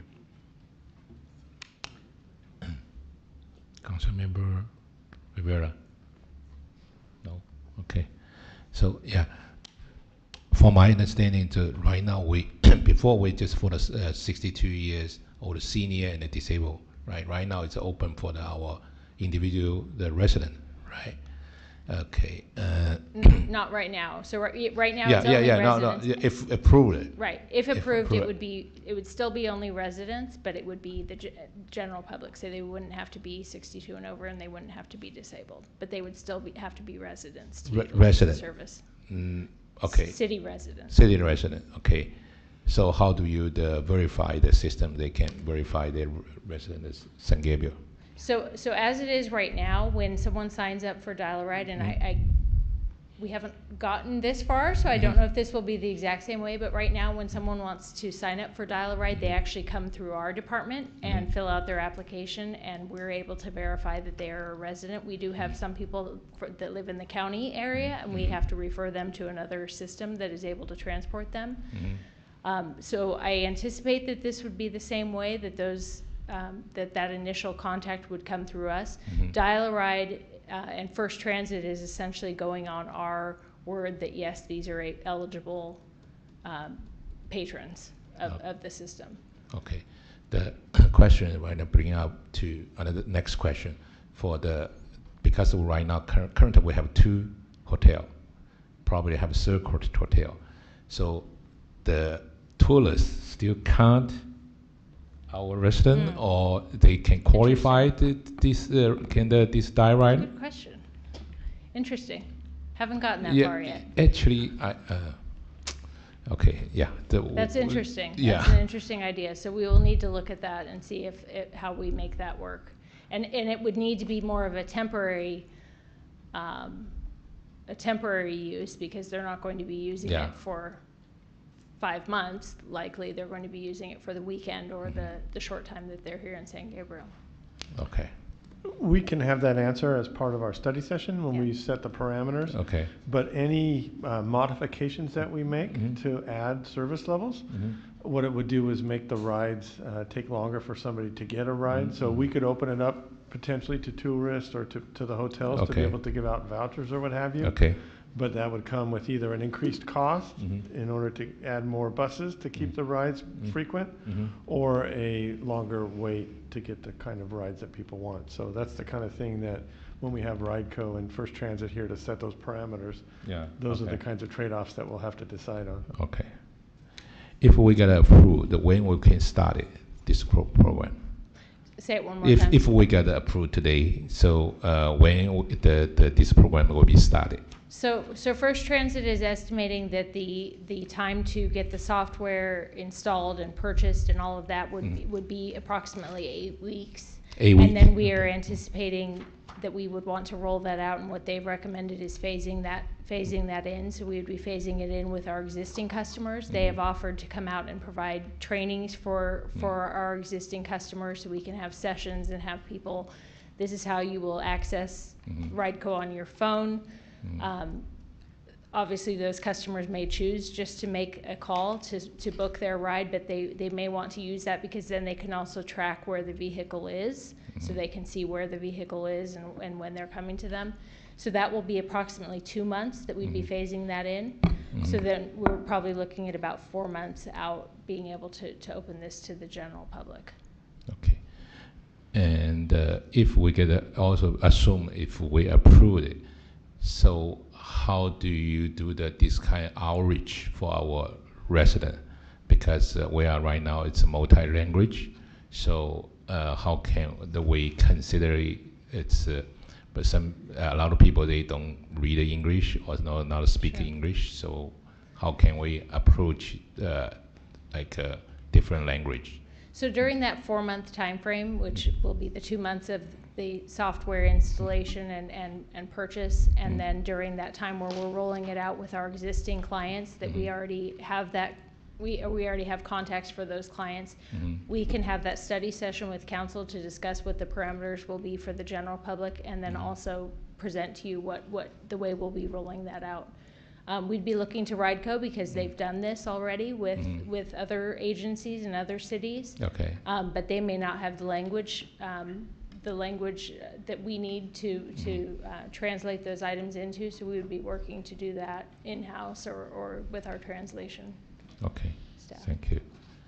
And another thing, we're talking about a fee. Currently, like one way is 50 cents for the individual, probably $1. This fee collect is by RideCo, but the fee is go for them or to go for to the city. It's collected by First Transit, and it actually when we get a monthly invoice from First Transit, it's actually reduced by that fare box amount. So they collect the fares as the seniors and the disabled currently use that service, and that amount is deducted from our invoice. Okay. So it will come back directly to us as savings, if you will, as to what that. So it's back to the city revenue. It reduces our cost to them. Okay. Yes. Okay. That's good. Okay. That's Do you know if they offer to the residents some kind of like a monthly pass type of thing rather than paying per use? I don't know if there's I know that you can book kind of a subscription, if you will. I'm not sure if there's a reduced cost with that, and that may be one of those parameters that we need to bring forward to the council, that the council could have that discussion as to whether or not we would want to offer that. I would recommend as we start that we would want to probably limit there being kind of those regular uses, because again, as the city manager indicated, when we have those regular types of uses, potentially it makes the wait longer for other people. So we may want to limit that as we start initially and kind of see what the use ends up being, and then be able to open that. One of the other things that we'll be discussing is whether or not we want to allow what age passengers we want to allow, and whether or not we want to allow students to use this transportation, and whether or not that will, I'll use the official term of clog the system, if you will, if you've got students using this, and whether or not then that becomes a prime time that seniors need to be getting to their doctor's appointments and that sort of thing as well. So there's going to be some issues to discuss, and we'll definitely want to have RideCo personnel there to help answer some of those questions as well. That would be a good idea. Thank you. Thank you. Yeah, thanks the Rebecca Community Service do the good research. Last even for me also, it have chance the last 3 or 4 years we already discussed on the commissioner to discuss the diet of how to improve for our city. Yeah, it's expanded not just for the senior, also for the individual resident. So it's did a good job. Okay, so and yeah, so current I think staff have the 3 recommendation, right? So we have 2 recommendations for you there. One is for the 3-year term, and staff is actually recommending the 1-year term with 2 1-year renewable terms. That seems to actually be a little better option financially, and also then gives us the flexibility should something like Metro become available. And I'll just say, I would like to be optimistic about this, but should we determine that this doesn't work well for our city, that would also give us an opportunity to look at other options. So. Okay. So option 1, it's with additional 2 years, the additional term, and option 2, but actually come together, or 3 options that come together, or you need a separate? No, okay. They're separate. Okay. One. And the agreement is written with the 1-year term with 2 1-year renewable terms. That's what the professional services agreement includes. But the third one, it's what's the difference for the first one? The third part of the recommendation would be to authorize the city manager to execute those year 1 and year 2 options without having to come back. We would definitely do a report at the end of the year to tell the council how it all went. Okay. But rather than having to come back for that approval to renew, it would give the authority to renew those. Okay. So if staff, if the city council agrees with it, you can just move the staff recommendation. Okay. So. Okay, I'll move to approve the staff recommendation. I'll second. Okay, and motion made by Councilmember Menchaca and the second by Councilmember Rivera. Please vote.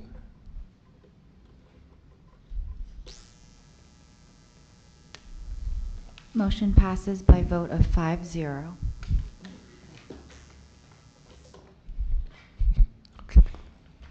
Sorry. And next item, please. New business item A, proposed city fee schedule adjustments for fiscal year 2022 to 2023. Finance Director Kaholahula will make the presentation.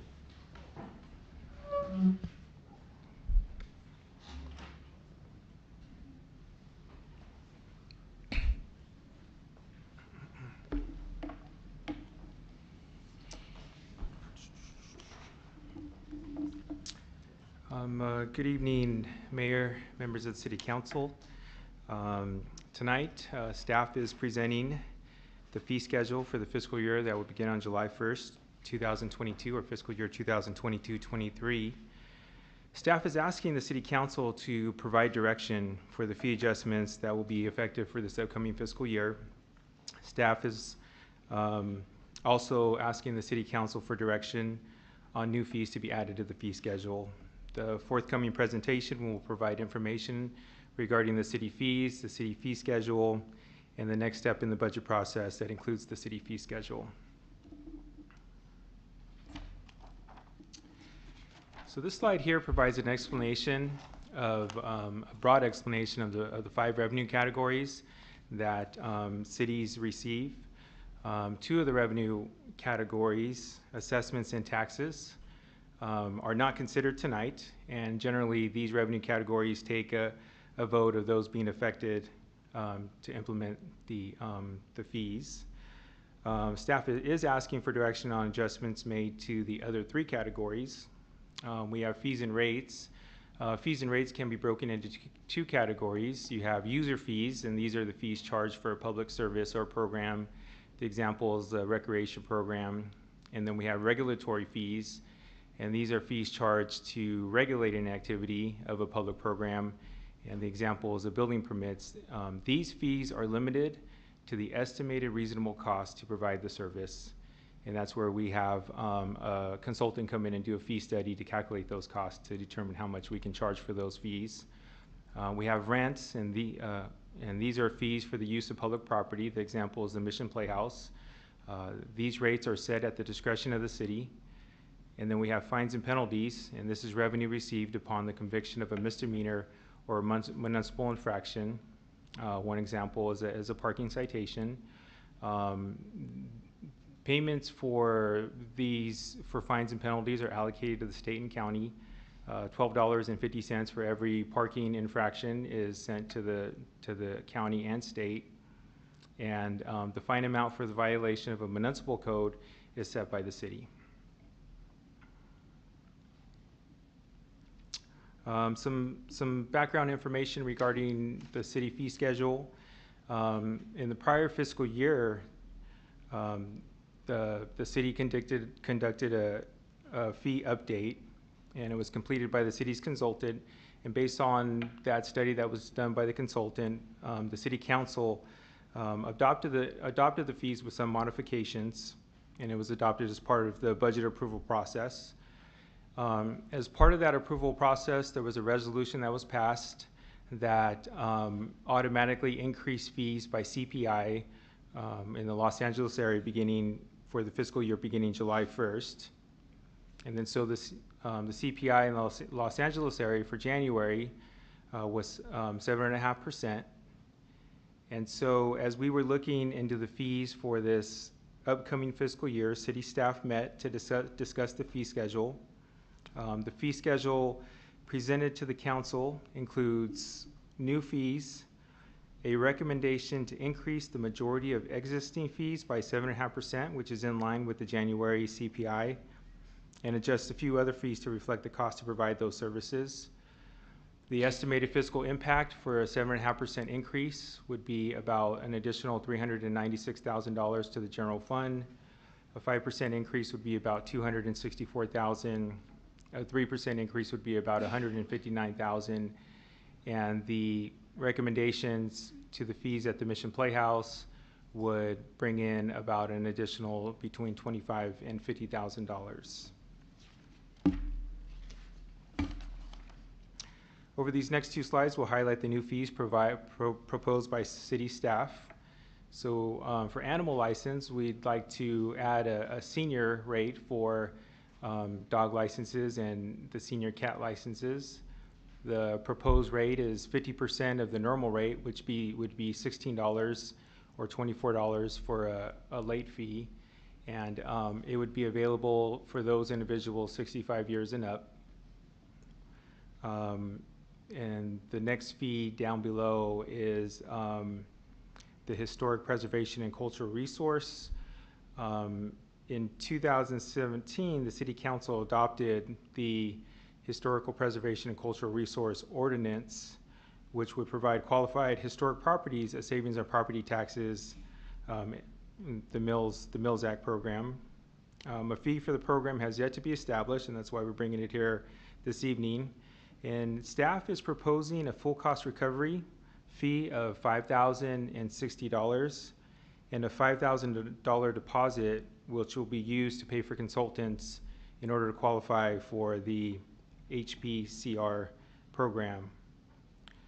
Staff has surveyed the fees in the surrounding areas, and I'll just go ahead and read them to you. So in Arcadia, the fee is $1,500. San Marino does not offer the program. The fee in South Pasadena is $2,089. Pasadena has a fee for a single family, which is $1,245, and the multifamily, $2,491. Sierra Madre is $2,119, and Rosemead doesn't offer the program. City Council can direct staff to pursue the full cost recovery of what is proposed by staff, or they can choose to do something less, which would allow more folks to apply for the program and retain the city's historic makeup.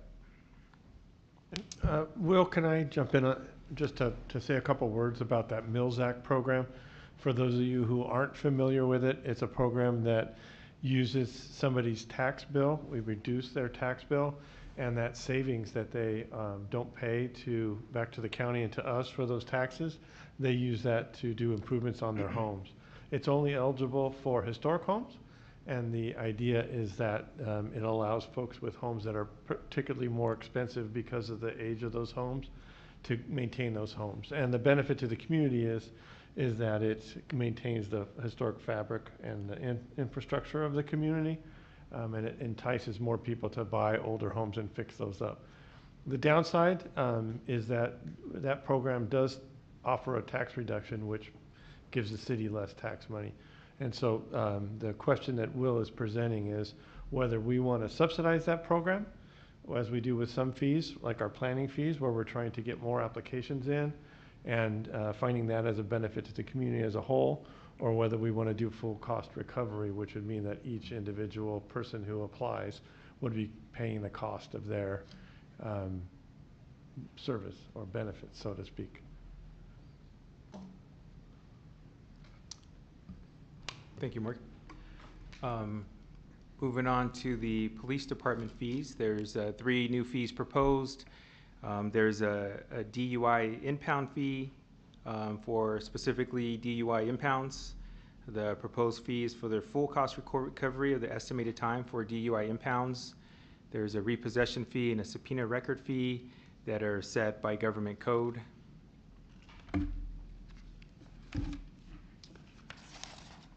Public Works has proposed 2 new fees, one for a temporary encroachment permit that is less than 1 hour, and a construction staging that is charged at the staff cost and outside cost.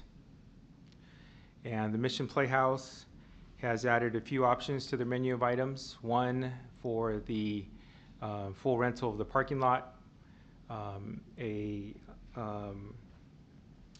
75-hour block of staff time, and then additional a pre-production hourly rate for staff and an administrative hourly rate for staff as well.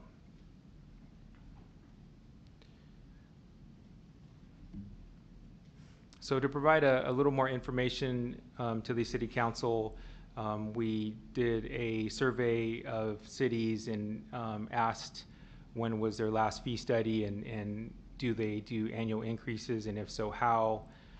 You can see from the survey that the majority of the cities do a annual increase based on CPI, based on various months. San Marino being an anomaly that they do not, and Alhambra does it by CPI, but they do it on a periodic basis. They don't do it on an annual basis. Chino Hills annually increases their fees, but they don't do it by CPI. They do it by adjusted salaries. And then Bearflower responded late, and they also annually increase their fees by CPI. And then on the table on the right, you can see the historical CPI. And so April of last year was at 3.6%, and we can see the continual increase, with the latest being March 2022 at 8.5%.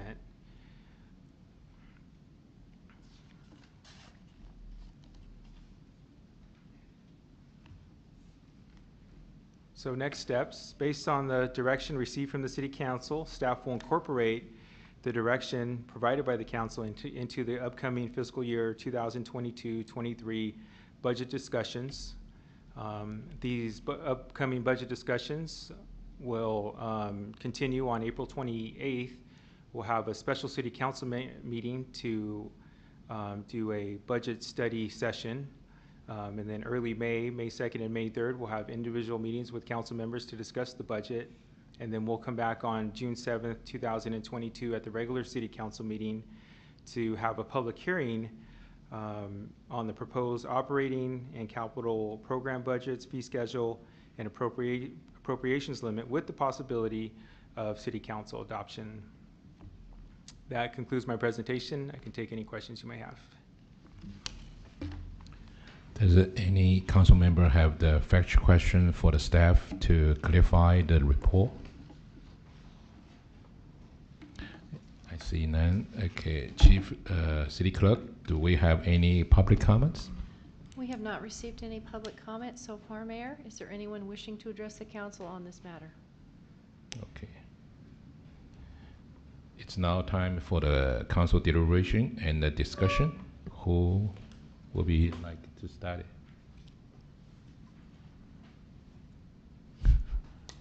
Councilmember Sure. Milsaq. Sure, no problem.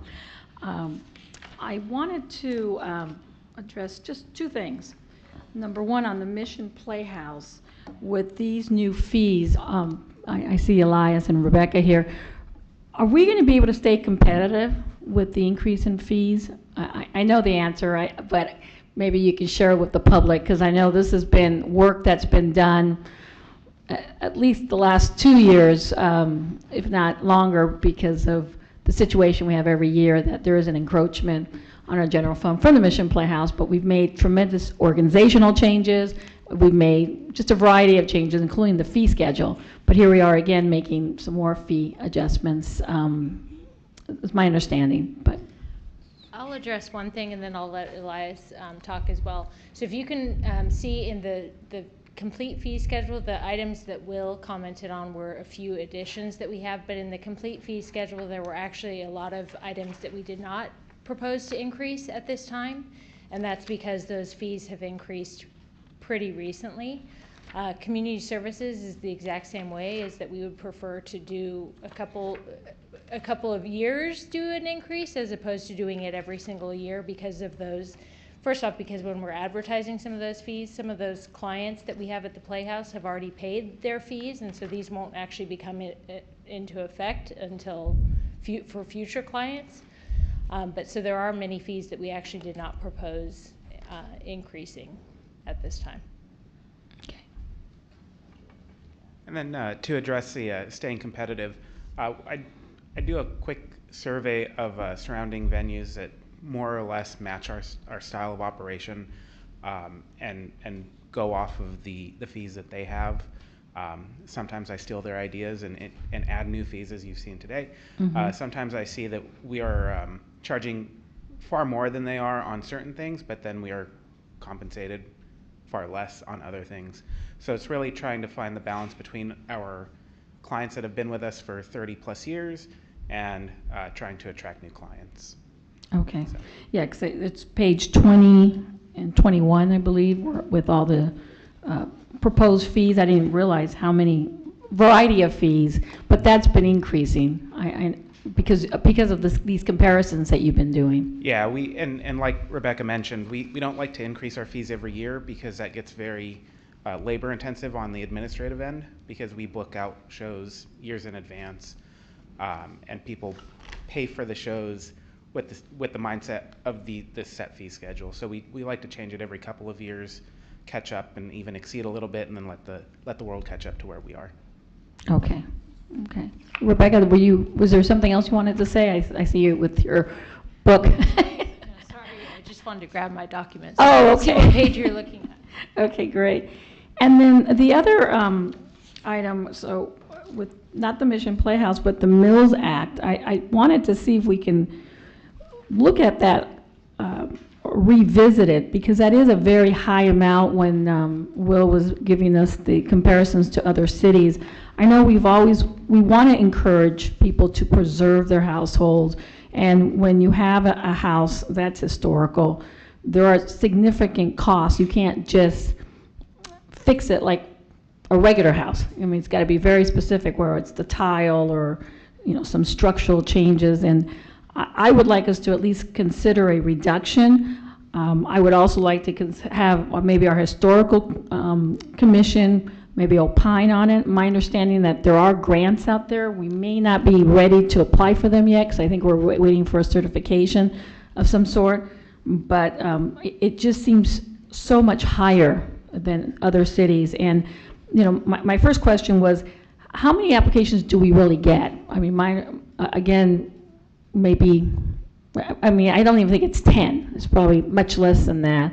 And so there's definitely, I think there's people who want to improve their homes, but this could be an impediment, maybe not. But again, in comparison to other cities, it's substantially higher. So what is that number, Will, or?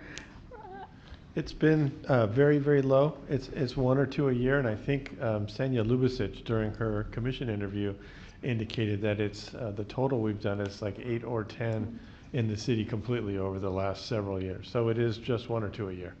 Okay. So when staff recommended this fee, the planning manager recommended, it is similar to their zoning change application, which is $5,060.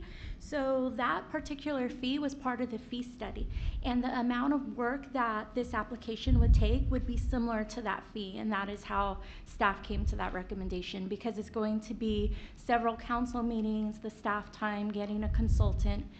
So they use that as their basis to set that fee. Okay, thank you. I still would like us to reconsider or maybe put on aside for the moment, but I just think if we really believe historical preservation is important, then we need to be somehow supporting these homeowners. I mean, I know at least the vice mayor and I, we've gotten at least one complaint about the fees in the last 6 months, but I know there's many others who want to participate, but this is a substantial amount. And so again, I'd like to hear from my colleagues, and I also would like to hear from the historical commission, maybe giving them an opportunity. And then, what kind of grants are out there? I don't know if you're aware of any grants that are there, but that, again, based on what I've been able to find out, they're out there. There are grants to support our preservation, to support our homeowners, specifically for the Mills Act. Okay. Councilman, Vice Mayor Harrington. Right. Thank you, Mayor. I think I'll start where Denise left off on the Mills Act. I agree with that. I think we do want to help help homeowners, because there is a difference between a zoning change and Mills Act. I mean, I think maybe there's a similar amount of work, but typically zone changes are for the benefit of a developer or someone coming in and doing a major project, so $5,000 to them isn't a whole lot of money. Or this may be the reason someone does or does not do a Mills Act, and then the Mills Act isn't permanent. It's it's a temporary. It's a few years. Was it 5 years, 6 years, 10 years? Yeah, I know it's not forever. So and then we'll receive those taxes back eventually. But that's enough money for someone to actually protect the home, improve the home, and someone buying the home knows that it's subject to the Mills Act. So it may actually improve the neighborhood besides just the home itself. And by improve the neighborhood, you take an old home that's historic but not necessarily maintained, and you make it look good. You bring it up to modern standards, but keep the aesthetic, and that benefits everybody, not just the homeowner. So I think we really should think about we need to recover some staff time. It's not completely subsidized, and keep in mind that the taxes go down, but the idea is they spend those taxes on historic preservation. So I really think if we're gonna be the city that does this, we need to really think hard, because for me that fee is kind of high. I would like to see it maybe either 25% recovery or 30% recovery, but 100% is a little up there for me.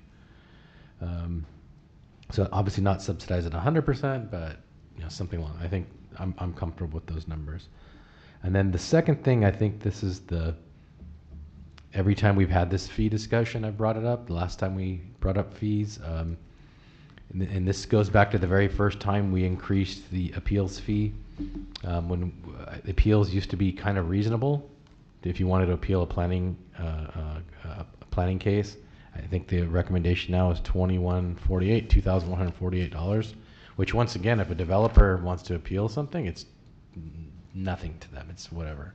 But if a couple neighbors want to appeal something, it's prohibitive.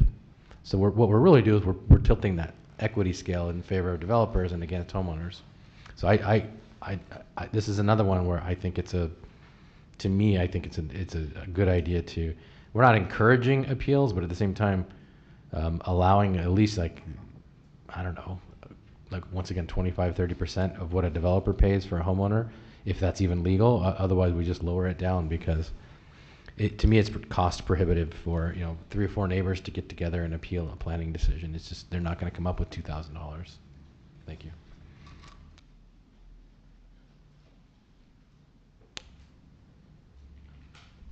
Councilmember Wu. Thank you, Mayor Dean. So I do see that the number of increasing, either no increase, 3%, 5%, and 7.5%. I would like to see you have there's a one word you said is, city may not exceed the estimated reasonable cost of providing the services. So you have people to analyze that how much we should increase, or not more than that. But what about for those like a law enforcement, like illegal dumping? I don't really see there is. Can we just increase more percentage on those kind of illegal or penalties, fines?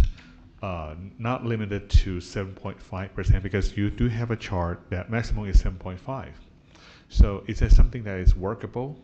Because DUI is $300, and Ms. Millinder's is it's quite minimal. So because recently that we do see the crime rate has increased, and that could be another alternative way that we should have more like the crime control, that the police department working so hard on that. But also if we just do a little bit more, that penalize those illegal stuff. So just a thought. So can you share with me that if 7.5 is the maximum that you can do for this kind of things? Thank you. Yes, Councilmember Wu. So it sounds like you're talking about fines and penalties.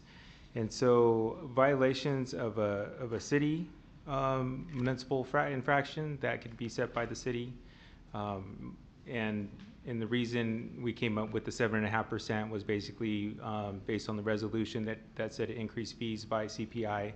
And so based on the January CPI, that's where we came up with the 7.5% number.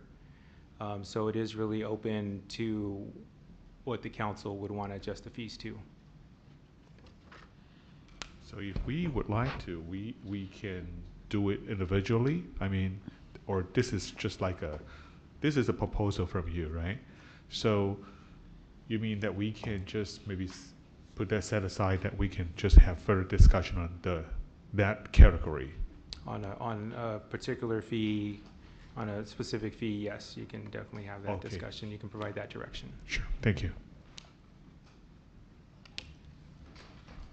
Councilmember Rivera. No, I think Denise and John covered my questions or my suggestions for the Mills Act. I'm also a little concerned about the fees being a little bit higher than other surrounding cities, but I guess we can revisit this, or what are we doing on that? I mean, I would take input as well from the Historic Preservation Commission. I would suggest that we pull that out for now, get the feedback from the Historical Commission, and bring it back as a separate item. Because I definitely see that maybe if the fees were lower, maybe more people would apply. So. Okay. So for meal if they apply it, so for tax benefit, property tax benefit, it's a whole property tax benefit, or have some percentage reduced? It's a percentage, and there's a maximum, and it has to cover the cost of the improvements that you're making. So you enter into basically a contract with the city, and you get a similar amount of property tax reduction over the 10-year period to cover the cost of those improvements. For example, this improvement costs like $100,000. So next 10 years, they can tax the property tax credit for that too.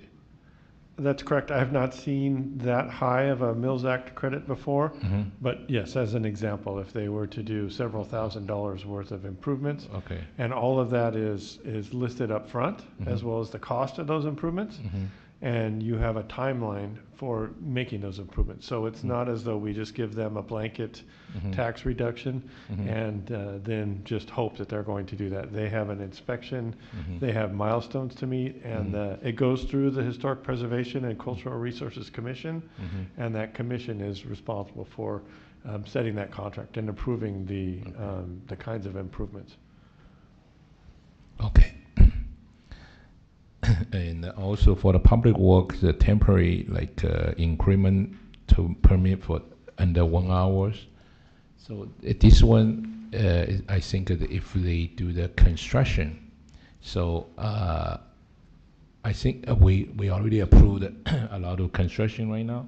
If maybe they already finished, they don't need to worry about this charge. But if the new one, so they will be effective their cost to build, or they what are we to apply? It's for the future new project, or just that's I wanted to know the construction costs for the development. Yeah. So Mr. DeVink is making his way to the podium, but any of these fees that we implement would be effective on July the 1st. We do currently have a encroachment permit that we charge now, but every project, or even homeowners that were doing an improvement on their house and needed that encroachment permit, anytime after July 1, those fees would be implemented. But Greg, feel free to add to that.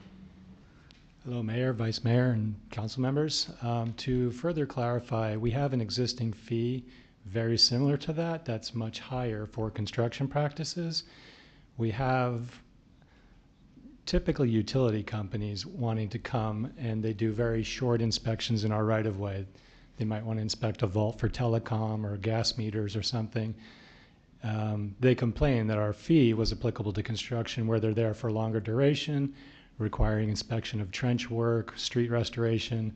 So we came up with a much reduced fee to handle those quick inspection closures in our right-of-way where they set up traffic control per the watch manual. They're in and out pretty quick. It's much less of an effort on our part. So it was to help that situation with a more realistic cost to us. So, okay, that's good. They bring out. Actually, we reduce the cost. Right now, how much charge we? It's roughly double now. Double? For construction, we give a much smaller fee for a short duration. Okay, I understand. So because we saw that most of the increase, so that this one it's a decrease. Okay, thank you. And yeah, the question it's for the Mission Playhouse, and for the I saw we have the parking lot rental. So it's what's the recommendation, the amounts, how they you figure out the price?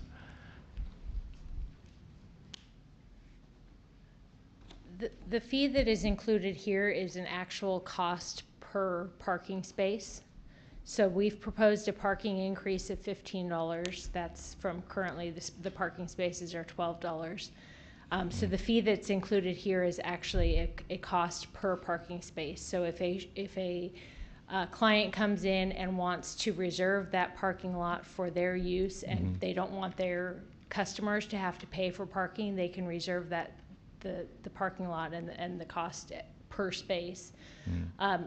At a future meeting, likely the next meeting, we'll be bringing an item to you, and that's the item that we'll have with the fees for the user groups that are coming in to utilize the parking lot. So, for example, I know, Mayor Ding, you're familiar with the Care Fair group that has come in and used the space.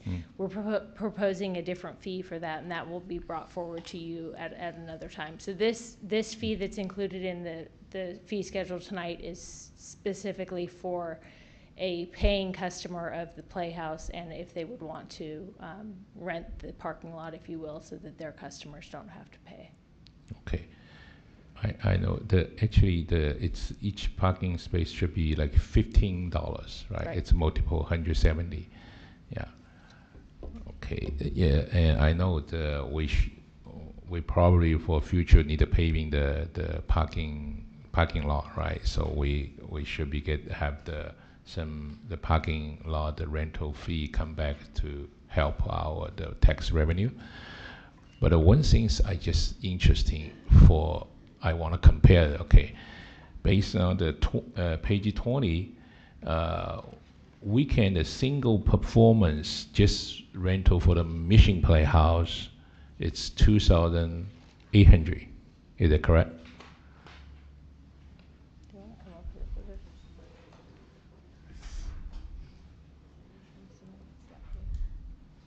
Yeah, that is correct. For the 2021-22 fiscal year, it's $2,800 for a weekend single. So if they rent the Mission Playhouse, just the Mission Playhouse self, right? So we can allow them to use the parking space too? So the weekend single performance is just for the facility itself, for the theater. We still charge for parking for patrons that come to watch the show. And the fee that was proposed is for clients who don't want their patrons to pay for parking. So if they want to buy out all of the parking spots, or prepay, if you will, for their patrons, they can elect to do so their patrons don't have to pay for parking. So right now they should be additional pay for the parking space. Is that correct? Yeah. Okay, just use the new fee schedule to do that. Correct. Yeah, that's I want to clarify. Yeah, otherwise people just rent a space. Okay. Right. Okay. Good. I understand it. Thank you. So yeah, that's my question. So we need to pull out for the I think current we discuss pull out the historical fee. To the study, to go back to the historical commission. Yeah, Mayor, I was just going to suggest, if we can pull out the historical part, but we also had two other comments. The appeals, was that to leave as is? Was that your proposal or your? I wanted to pull it and lower it, or if we could lower it here. I mean, right now it's what? So what? Because it set and I'm having trouble looking at this thing, but it's almost $2,000 currently, proposed to go to 2,348, I think it is. So are you proposing to reduce it to? Which one page? It's page 10, it's like the fourth item down. Okay, yeah, Appeals. I saw that, yeah. Yeah, right now it's 2,000 and it's proposed to go about 150. 100, yeah. So what's your proposal? Well, I mean, I just want to say, and I'm doing this from memory, when I first was on council, it was something around $300 or $400, and it's already up to 2,000. Yeah. Because I remember it got increased the first time because I think people were making too many appeals or something. Council didn't want to hear all these appeals, so they just said, "Hey, let's just raise the price," and then people won't do it. That's what I think. I voted no, so I can't tell you why, but it needs to be something where it's not just anyone just, hey, it's $10, I'm going to appeal every decision. It has to be something, but it should be something where, hey, 5 neighbors get together, we'll put $100 each or $150 each or whatever it is. At least there's a little bit of skin in the game. We're not giving it away, but at the same time, when you start saying, hey, we're $400 each, people will tend, I don't care, just let the neighbors do whatever they want. 2 stories, McMansion, whatever you want, because I'm not paying that to appeal. So there has to be a balance somewhere. So I would be comfortable with $500, $600, $700 personally.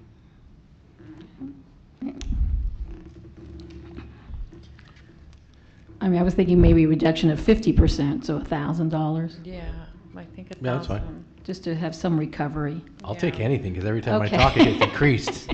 Okay, so $1,000 for appeals, and then, Councilmember Wu, you had something on public safety, I believe, or? No, I think that what I have, the question I raised was about the code violation. So if the code violation is another category that we should amend it, among our council members, then there's no time frame. Once we decided to increase certain amount for the code violation, so then they will just increase that. Is that correct?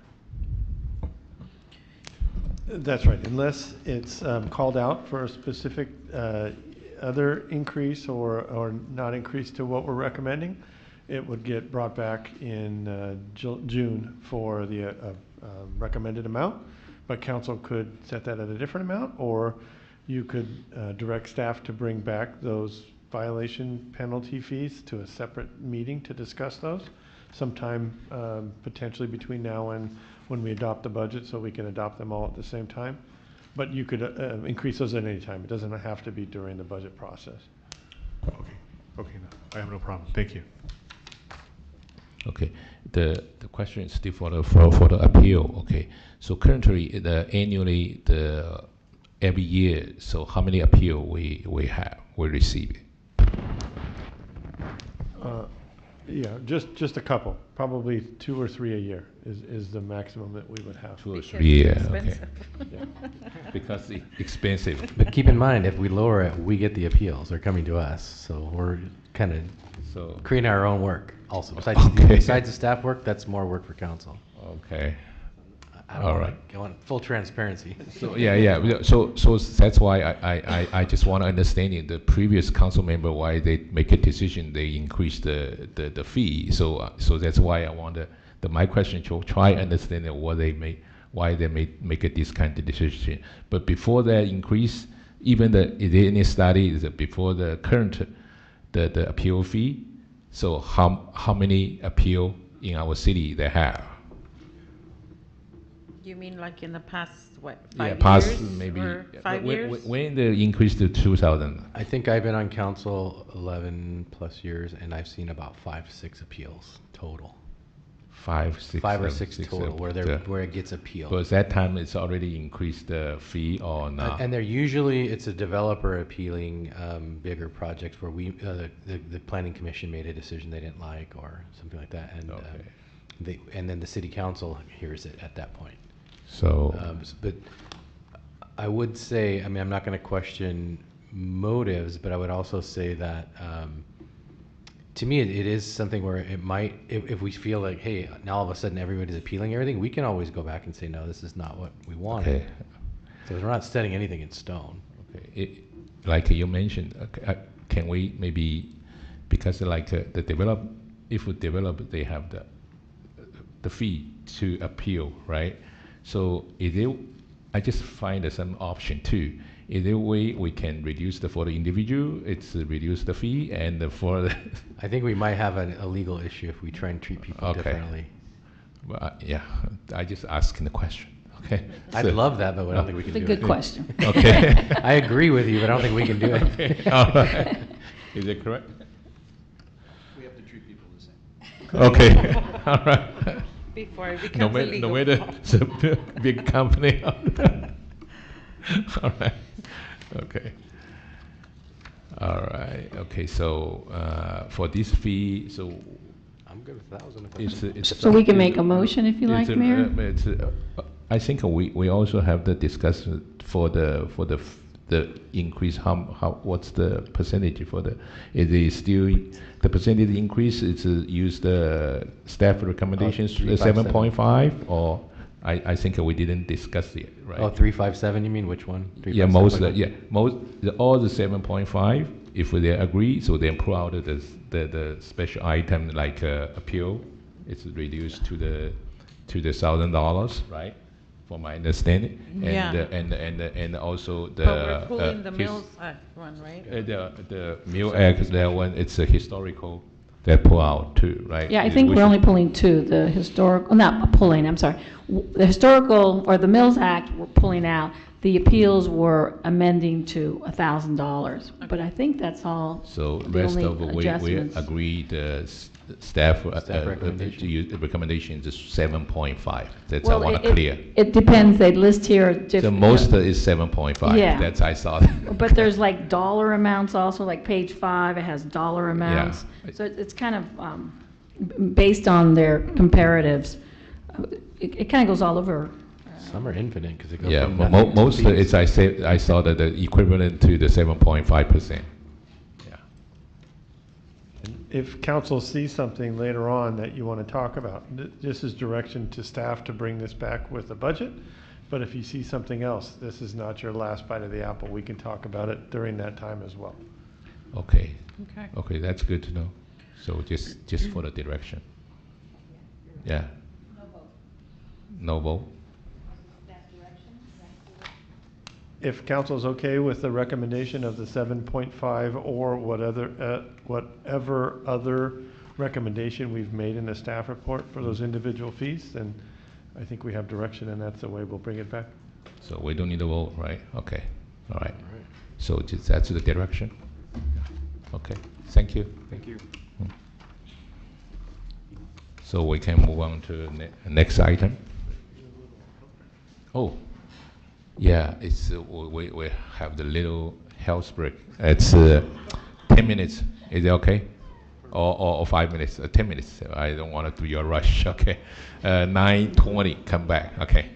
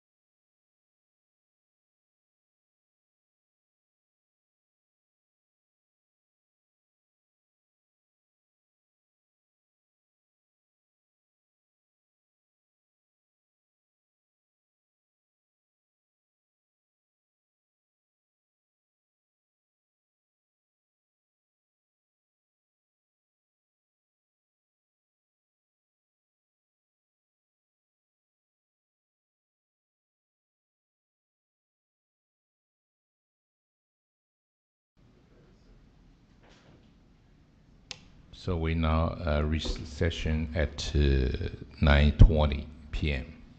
Next item, please. Discussion on the feasibility of local misdemeanor prosecutions. City Manager Lazaretto and Police Chief Harris will make the presentation. Thank you, Mr. Mayor, members of the council. So as Sharon mentioned, I'm just going to do a couple of quick comments and then I'll turn it over to Chief Harris, and City Attorney Lemieux is here to answer any questions as well.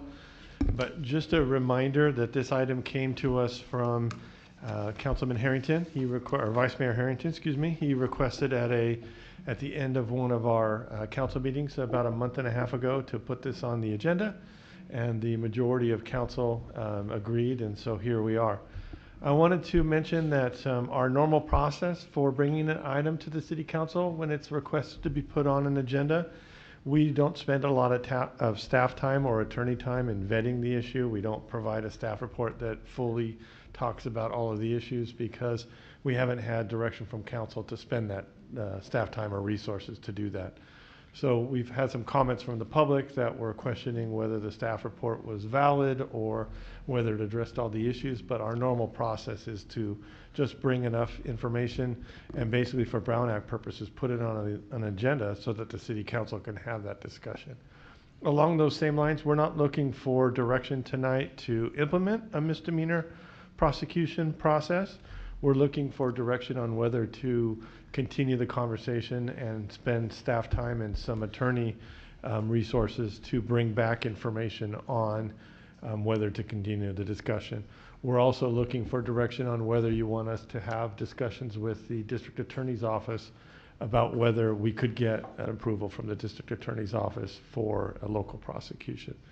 So with that, I will turn it over to Chief Harris to complete the rest of the presentation. Thanks, Chief. No worries.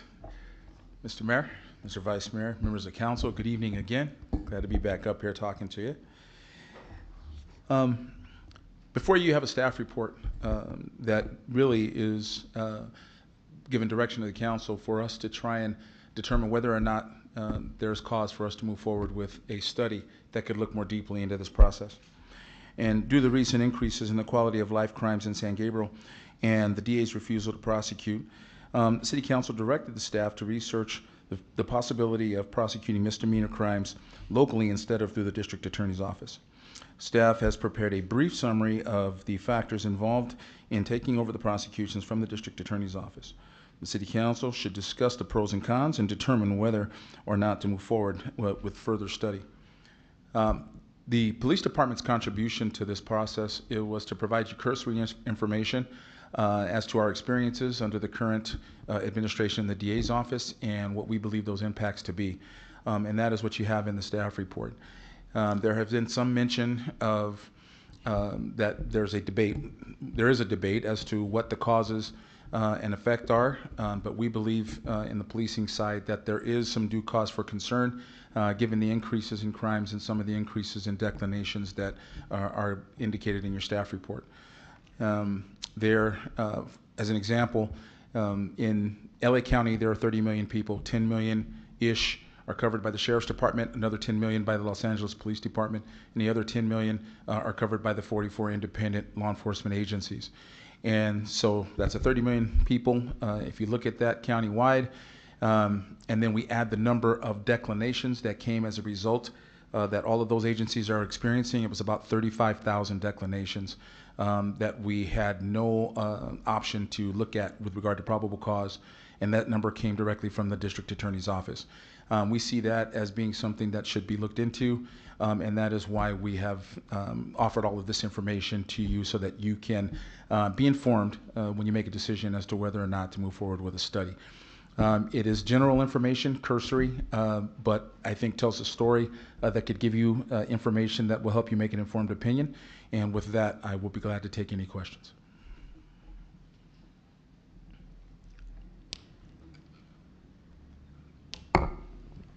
So just to make it clear to the public. Councilmember Rivera. Okay, right now, does any council member have a factual question for staff to clarify the report? That's the first one. This way, so I just went for it. Okay. So just to make it clear, this would just be a study that we're doing. We're not actually approving to do the actual hiring of a private DA prosecutor, right? As the city manager mentioned, what this is an initial foray into giving you information to determine whether you want to study. It had minimal staff time and costs, but provided at least enough information for you to make a decision. Should we move forward with the study, then council would give us direction as to whether or not it is beneficial for us to engage in that cost, do a cost analysis and decide whether or not we should move forward with the study. Have we had any contact at all with the district attorney's office as far as bringing this on? Well, I have, as a result of my position as the president of the Los Angeles County Police Chiefs Association, that group will be meeting with the district attorney and his staff on May 16th, and we will be discussing our issues with the special directives and trying to find balance as a result of the association's responses to individual agency needs. I try to bifurcate those roles. As the president, I have one set of functions, I guess, and I try not to let those overlap with what we're doing here as a result of being the San Gabriel Police Chief.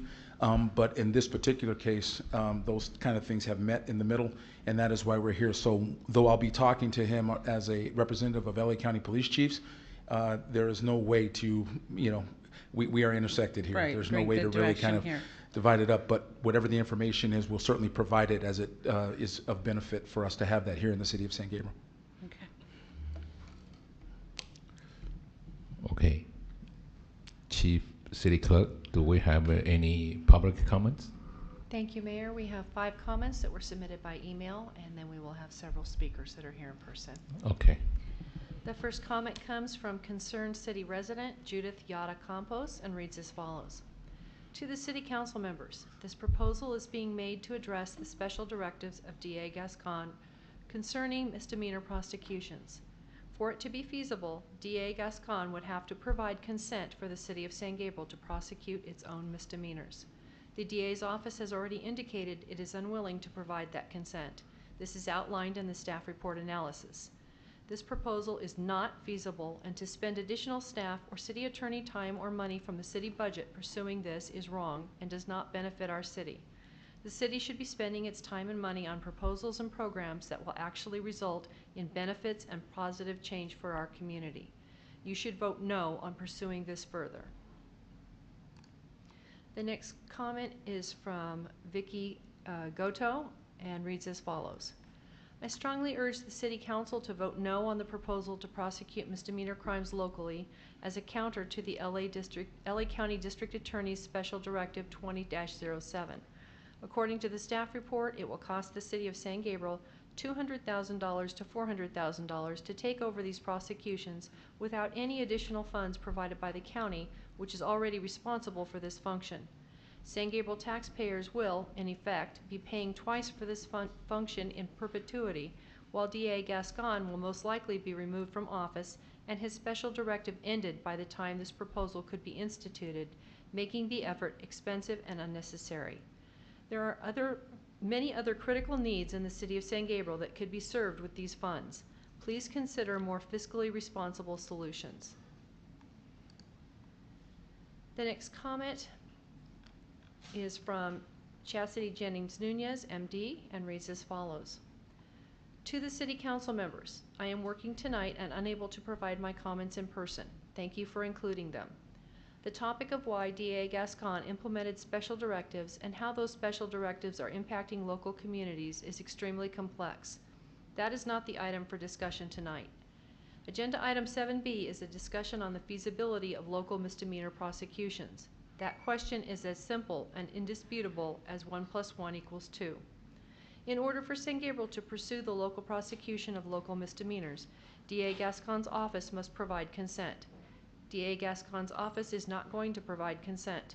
Therefore, it is not feasible to pursue this idea. 1 + 1 = 2. LA County has 88 cities within it. It is very revealing that only 4, Manhattan Beach, West Covina, Whittier, and Pico Rivera, have tried to take over responsibility for prosecuting misdemeanors from LA County. It is also very revealing that the City Council has chosen to follow the outliers in this and other movements against the LA County DA's office. Those 4 cities have already had this subject as part of their agendas before San Gabriel. Manhattan Beach in particular has been in discussion for almost a year and had several meetings with the DA's office. On March 9th, they were told no. The DA would not provide the consent needed to proceed. Why would any city decide to start this pursuit now when other larger cities with better resources have tried and failed? Is DA Gascon now going to change his stance and provide consent to a city council that just a few months ago joined that same group of outliers in going through the performance of approving a resolution of no confidence against him? A no vote tonight does not mean that you don't want the city to prosecute misdemeanors. A no vote tonight does not mean that you are not concerned about crime and safety in our community. A no vote tonight does not mean that you agree with DA Gascon or his special directives. A no vote tonight means that you can do basic math, that 1 + 1 is always 2, no matter how much you want it to add up to something else, and that you understand that without the DA's approval, it is not feasible for the City Council to continue to pursue this idea.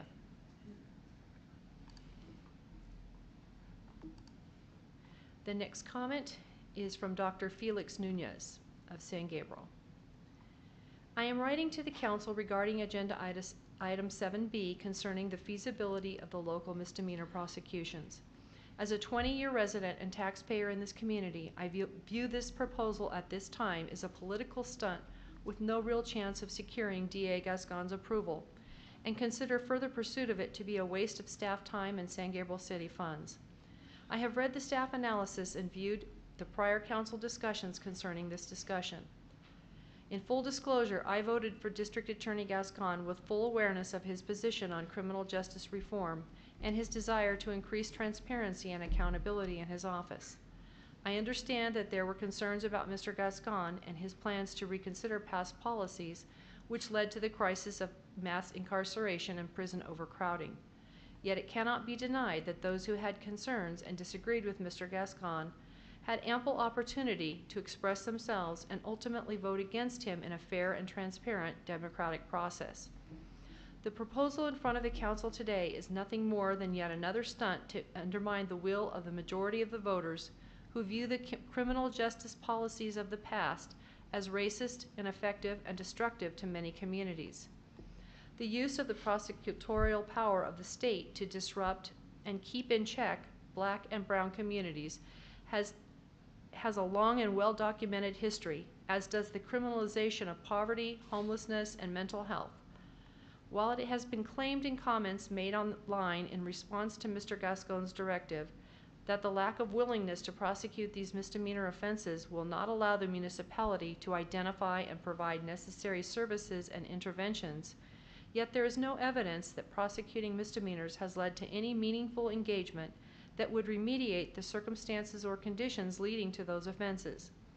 While I understand concerns about the proliferation of crime in our community, I would argue that the yet-to-be-identified funds, which were to be used for the purposes of hiring legal counsel to prosecute misdemeanors, would be better spent hiring additional staff for our police department who have specialized training in dealing with mental health, domestic violence, and youth engagement.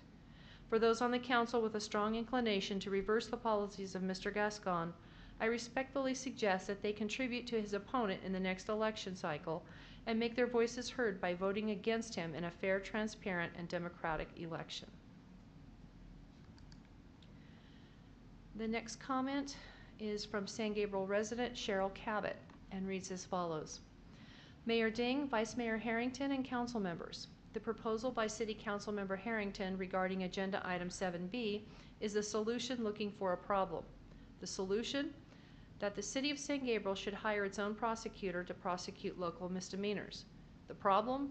There isn't one. How can our city justify spending at a minimum $400,000 just to start the process when it is unlikely that consent will be provided by the district attorney and we will be stuck with a huge bill? And it won't be just a one-time cost. If we hire a prosecutor, this will be an ongoing expense that we can't afford. Councilman Harrington himself was touting the improvement of our city's safety record, listed as 39 out of 50 safest cities in California, up from number 32 last year. So I would guess that means fewer misdemeanors, therefore less need for a prosecutor. That speaks to the quality of our police force. This has nothing to do with hating the police or being tough on crime. This is a matter of fiscal responsibility. This is city money that could be used more feasibly and responsibly. It could be used to continue resurfacing our streets, resurface the Mission Playhouse parking lot, revitalize the pool at Smith Park, support La Casa and Asian Youth Center, both organizations that help underserved families still struggling with food, job, and housing insecurities. Provide more grants or loans to businesses that continue to struggle in the aftermath of COVID. These are all options that serve the entire community, not just focus on misdemeanors, most of which we won't even be aware of. I'm sure San Gabriel residents would prefer to see the money spent more wisely. To vote for a local prosecutor is fiscal irresponsibility, and the citizens of San Gabriel should hold the City Council accountable for such abuse of their taxes. That concludes the email comments, and now we have a speaker card from Eric Chan.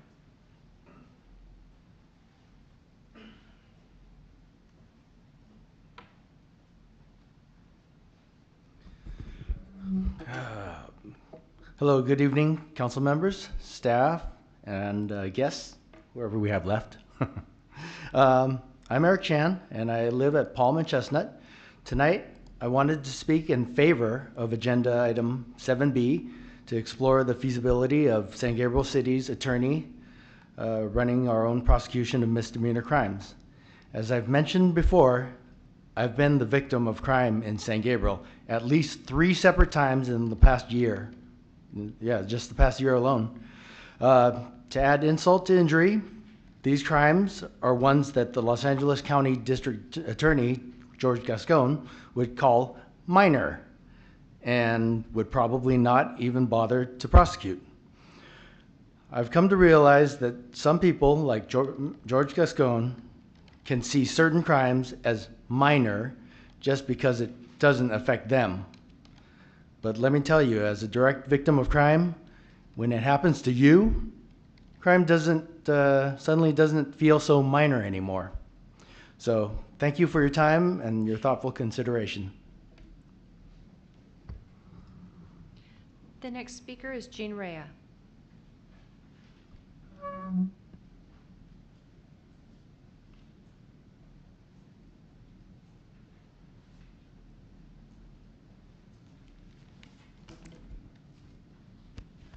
Good evening, Mayor and Council. So many comments already made. Let me just say, I think, yes, the biggest problem I have with this proposal is fiscal. If we have $400,000 or more, I think it would be much more than that. I think we have better ways to use it. But I also have a concern about how this has been so far introduced to the residents of the city.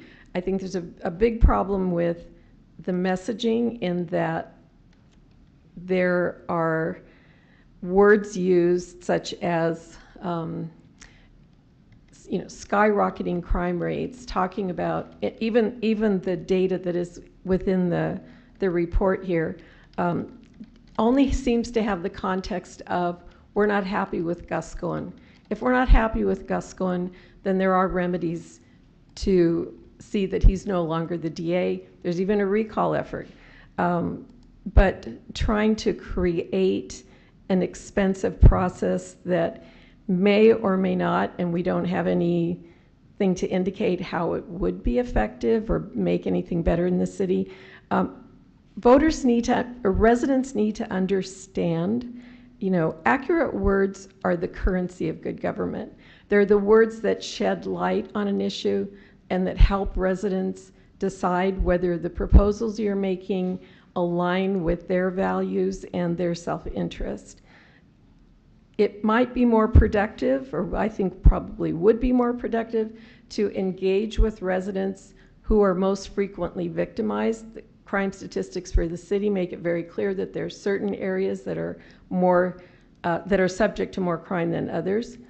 Identify the mental health and drug diversion services which we've been assured would be readily available to misdemeanants. I'm not so sure that's the case, having tried recently to seek resources for a homeless man who was spending a lot of time in my parking lot just down the street here. The political process can address concerns about Gascon, but I would ask that you please not take vital city funds away from more important needs, and that you focus on creating a clearer message and a context for the residents that says you are looking for ways to address public safety relative, which was one of Vice Mayor's words in the last council meeting. Crime is relative, crime rates are relative, statistics are relative. Make it relative to San Gabriel. Please don't extrapolate to a larger geographic area. Thank you. I have no more speaker cards. Is there anyone else wishing to address the council?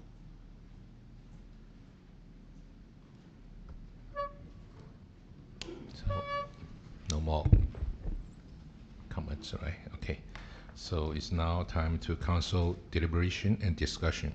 Who would like to start it? The Vice Mayor Harrington. I will go. Yeah. Thank you. Yeah. So first, I really appreciate the information you put together, Chief.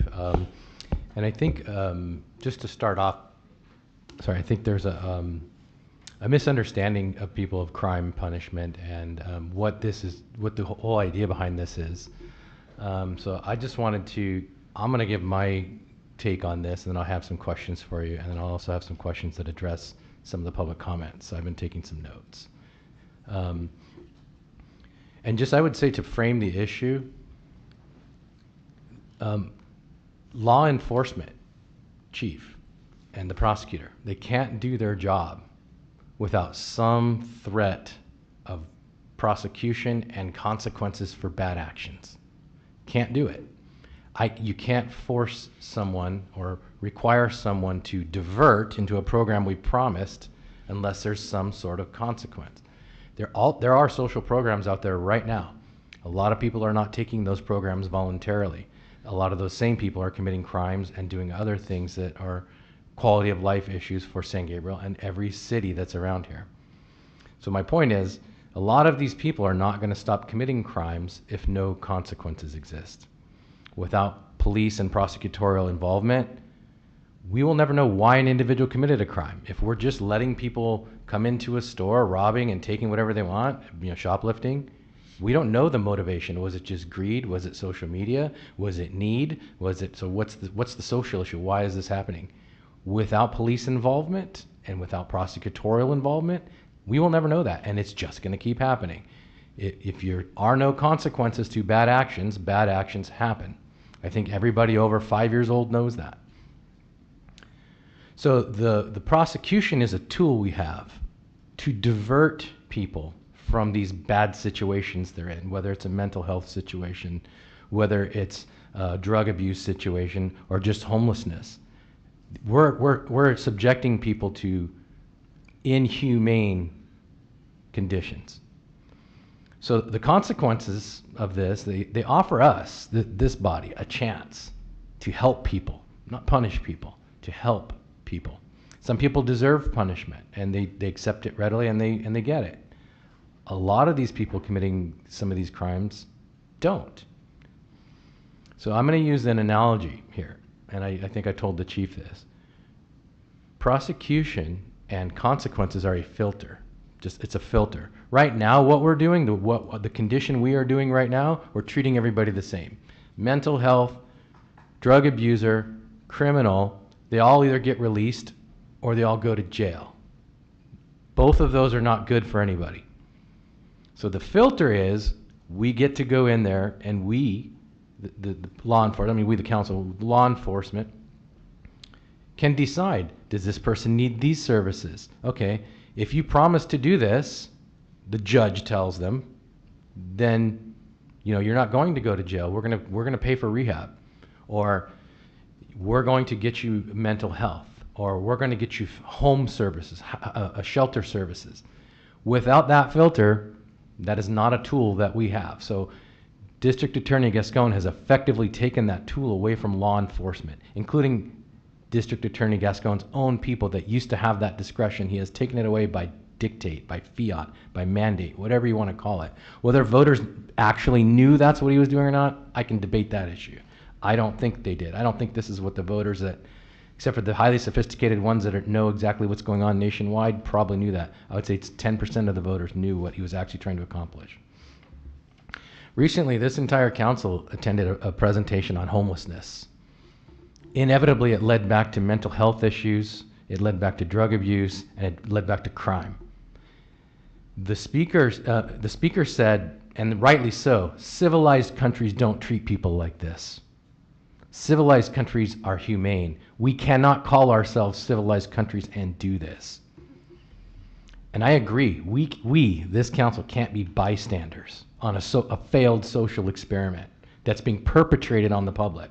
We are obligated to take action, whether that's political action, whether that's prosecutorial action. We are the responsible adults in this room, and it's incumbent upon us to do whatever we can. We can't be defeatist. We can't say it can't happen. The only thing that can't happen are things that you don't try. And if you want real evidence, not statistics, not numbers, none of that, go to San Francisco. I dare anyone here to walk, well, heck, go to downtown LA and walk down in Skid Row. I've done it myself. I've handed out stuff to homeless people. I've been nearly the victim of a crime if I wasn't with the few people that were with me. I've been down there. I've been to places a lot of people feel uncomfortable going because that's service to your community. I've handed out personal items, shampoo, deodorant, toothpaste. Believe me, it's a nest of crimes. So this homelessness issue, all of these issues are related. And I'm not saying we're going to prosecute our way out of it. That's not the goal here. The goal is to be humane and divert our way out of it. Without prosecution, there can be no diversion. Can't happen, no matter what the DA promises you. And I think one of the commenters said, we've been promised these things and they've yet to materialize. And they can't materialize without this prosecution. So that's why I hope people understand this is not about punishment. This is not about being hard on people. It's making people accountable for whatever the harm to the quality of life they're doing to others. I'm a libertarian. I don't like prison. I don't like jail. I like people paying back the debt they've given. So like I said, mental illness, substance abuse are two of the biggest factors in this, and they contribute both to homelessness and crime. It's just a nexus. So some people have a mental issue and they won't seek help on their own. Some people have a drug habit and they need to feed it. So a lot of times both of these groups of people look to petty crime because they can't hold a job, they can't secure housing, they can't secure anything. So naturally they have to get money somewhere. Some aren't even able to sign up for social services for themselves. So they end up in this never-ending cycle of crime. And most times, most of it's petty crime, or we would call misdemeanors. Some of it is felonies that we've now classified as misdemeanors. So let's remember that George Gascon is personally responsible for writing Prop 47. He did this to us. He hoodwinked the people and calls it safe communities, calls it safe schools and communities, and then makes things that are unsafe from felonies to misdemeanors, and then releases 20,000 people from prison into jails, effectively filling the jails in LA County, and then emptying them of the lower level criminals. So this is a thing that's been done to us in the past 6, 7, 8, 9 years. We have to keep that in mind. So we can't, like I said, we can't force people to not do crimes. We can only have crime and punishment. So there has to be consequences. I'm all for having our MET team be increased. That's a great part of this. In fact, the MET team is part of that filter. They decide who are the people that need mental health services. They will help decide, is this person on drugs? Are they addicted? And they will have these personal conversations, and then they can help us as a city determine this, because it's not being done by the county right now. It's a complete failure. So this is why I've proposed this to the council, and we got a 4-1 vote on this, and it wasn't anything hidden. There's no agenda. There's no secret to it. There is no. I do this out of compassion. The same reason that you discipline your children. The same reason that, you know, when someone does you wrong, you ask them to apologize. So this is like San Gabriel asking these criminals. We're asking for their apology. It may their apology may be going into drug rehab, but we can't. We don't have that tool right now. Their apology may be doing community service instead of going to jail or paying a fine. These are all things we will have options to do if we're able to do any of the ideas of prosecuting, and I have some other ideas that I'll talk about. We don't have that tool right now, and we need to get it. So if you look at San Francisco, I'll use that as an example because that was where Gascon did his first experiment. It's one of the richest cities in the entire world per capita. Yet amongst all that wealth, some of the worst conditions, living conditions for people. I'm not going to go into graphic details, but you don't want to be there. No human should be put in those conditions. But they're put in there by our policies that the voters have approved, and the voters have put these people into power. The voters did not vote for that. The voters have been hoodwinked by false promises and great ideas that have failed because they're unworkable and impractical. We're on a slow-moving train wreck right now in LA County that's going to end up looking like San Francisco if we do nothing about it. So we either need to stop this train, change tracks, or get off this train, whatever that is. I think the only power we have right now, short of waiting it out and just waiting till we're totally crashed, and perhaps Gascon won't receive hundreds of millions of dollars again from dark money. Perhaps that won't happen to hide his intentions over the voters. That's a whole nother story.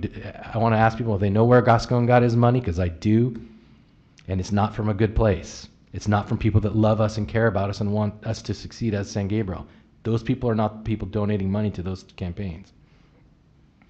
So the idea here is we're just approving staff to go a little further in due diligence. Do any of these ideas make sense? We're not committing to spending any money other than the staff and some attorney time. So to me, I understand some concerns, and I'll address those, and I'll ask the chief some questions, but I understand that. I'm a fiscally responsible person. Part of the fiscal responsibility is, what is the cost of crime? It's almost an unknowable figure. Like one of our speakers said, he's a 2-time victim of crime, 3-time victim of crime. How much does that cost his family? Should he have to bear the brunt of that? So what we can't know, it's an unknowable thing, is what's the value of not having any crime at all? We could have a zero budget police force with zero crime. I'd love to put you out of a job. No offense, Chief. Love if you didn't have a job. Not reality, not going to happen. But that is the full spectrum. A real expensive thing or a non-existent enforcement. So there is going to be diminishing returns. We don't know what it is. We don't know what's the cost of not having crimes in our city. What's the cost of having less crimes? The only way we can know that it's happening is deterrence, and we can actually interview people that are committing crimes and ask, why did you do it in San Gabriel instead of Alhambra or Rosemead? And if we start getting, well, they're prosecuting and you're not, or they have more cops, or whatever that question, without this type of one-on-one personal engagement with the people committing these crimes or the people that are homeless, we're not going to know that. Those are unknowable things. So yes, it's easy to dismiss this as it's a waste, or yes, it's too hard, or no, it can't happen. We're never going to get approval. I have some enlightenment. There are some workarounds for that.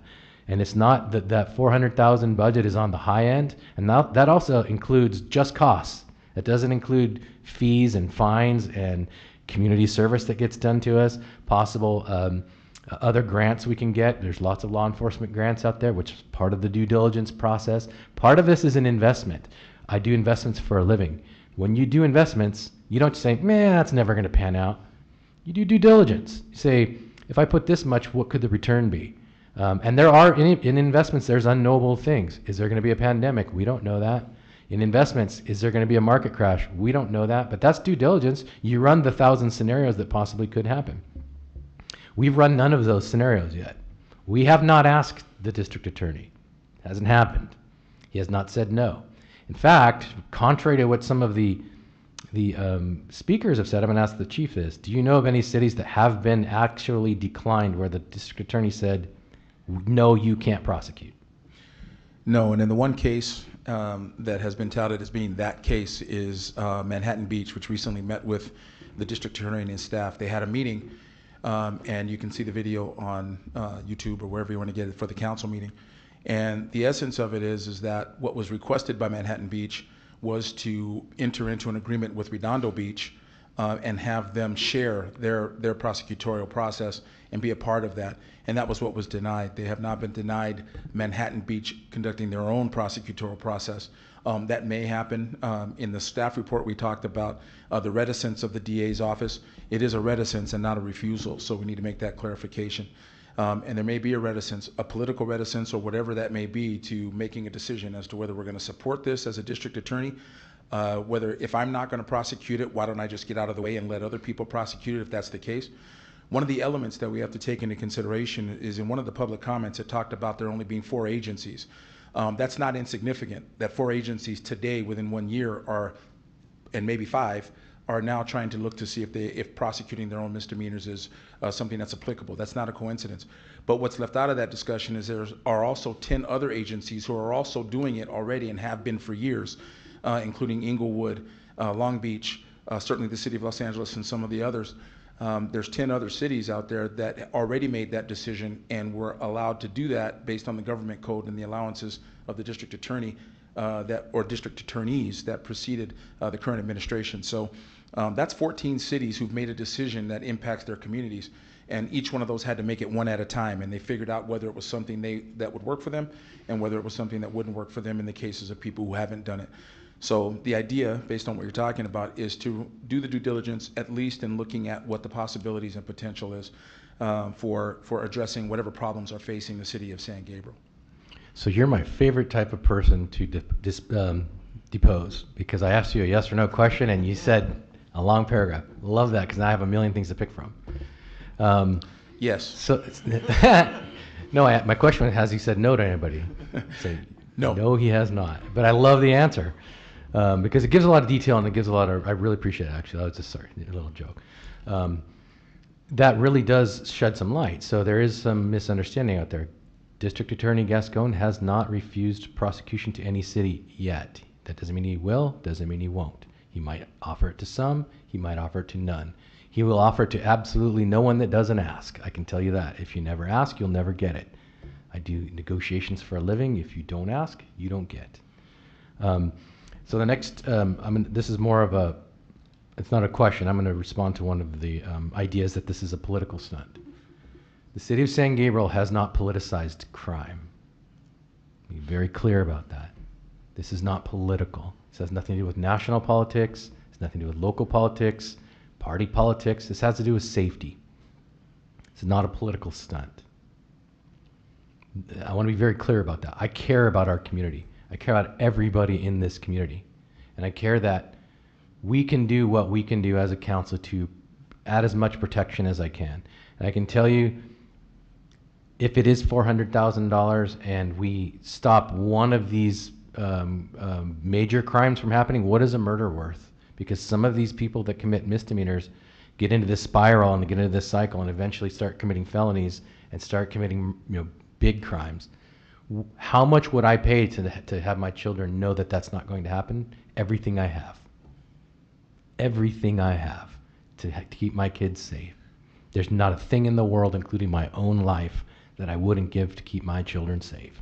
So to say this is a political stunt, that is putting politics into something that is not political. It's about protecting our community.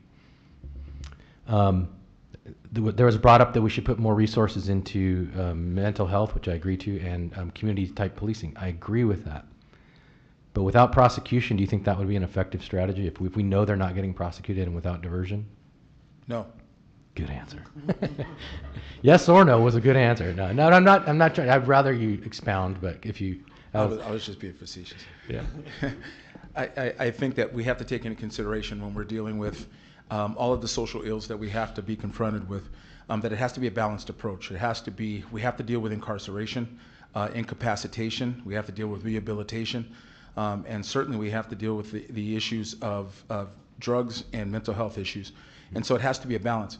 Without the ability to put people in places that they don't normally want to go into, and you don't have the ability to hold them accountable, we wouldn't have the problems that we're having in downtown and in other places where homeless folks are left in the condition that they're in. We wouldn't have the increase in drug addiction and the adverse impacts of that drug addiction on the criminal culture. And so if all of these things were perfect and as easy as has been touted, then we wouldn't have any of those problems. The problem is that we need to have the balance. So there needs to be, you mentioned it earlier, in my professional opinion, the carrot and the stick, and that's what I think is the motivating factor here, is to find the balance in all of these things. Without the stick, people who don't want to go won't go. They're already not going. So how do we address that? So that's where that balance needs to come from. But using your analogy, we don't even have a carrot either at this point. No. Because the carrot and the stick analogy, you need both. Yes. And we have neither. Because what's the carrot? If someone could name me the carrot of, if we had the carrot, then we wouldn't have these problems. Because everyone would take it. Because it would be better than crime. Well, one of the things that we're finding out, sir, and that's with the mental health piece, is that a lot of decisions have been made outside of whatever's happening in the DA's office. A lot of the decisions have been made without having the facilities and the resources to deal with that situation. And so if we don't have that in place first, it's like trying to build something without an infrastructure or a foundation. It just doesn't work. You don't have the carrot or the stick, but you don't have the resources to direct these people to. We talked about Cecily Ramirez and dealing with some of the homeless folks with regard to our mental health team. The reality is it takes years sometime to get one person. She just was talking about it at the 411 with the chief. It took a year to get one person to accept services, and it required some change in that person's lifetime or whatever he was doing here, she was doing, to get them to agree to those services. Now, if by magnitude you look at the number of homeless we have and what the resources are required to get those folks in places where they could benefit, that's a tall task. Yep. And so that should be in place first before you turn other things on its head. And I'm not picking any particular thing or any particular policy. I'm simply talking about, in my opinion, common sense. Yeah, and that'll bring you back to one of the concepts that we saw at the conference that I spoke about, which is the difference between housing and sheltering. I think that often those two concepts get confused. We don't really have effective sheltering in LA County. We just don't. Other cities do. We don't have an effective program or an effective plan, and that's part of the diversion. We need to rely on our partners at the state and at the county to start ponying up with all these taxes we paid, Measure H, and all this surplus we have. Sheltering is actually much cheaper than housing, and sheltering gets you to housing. So, I mean, that's the carrot and the stick that we're speaking about, and that wasn't a question. Balance. Yeah, it's a balance, but we're so out of balance right now. If we tried right now, let's just say we found somebody and they wanted to be diverted, it's not going to be an easy task. That's a tough road to hoe. It's just not going to be an easy thing. But if we start doing it more and more, and judges start, we're able to convince a judge, say, our prosecutor is going to err on the side of always diverting if we can. I mean, that can be a council directive to our prosecutor, even though they have discretion. We can say, our goal is not to punish. Our goal is to rehab. Get people out of the system, not in the system. Get them out of the criminal justice system, but on our terms, on a promise, and on a help, how you help people. And I think that's the biggest thing misunderstood here is, you can explain, do you think you have the tools to do that right now? No. Okay. And I'll address a couple others.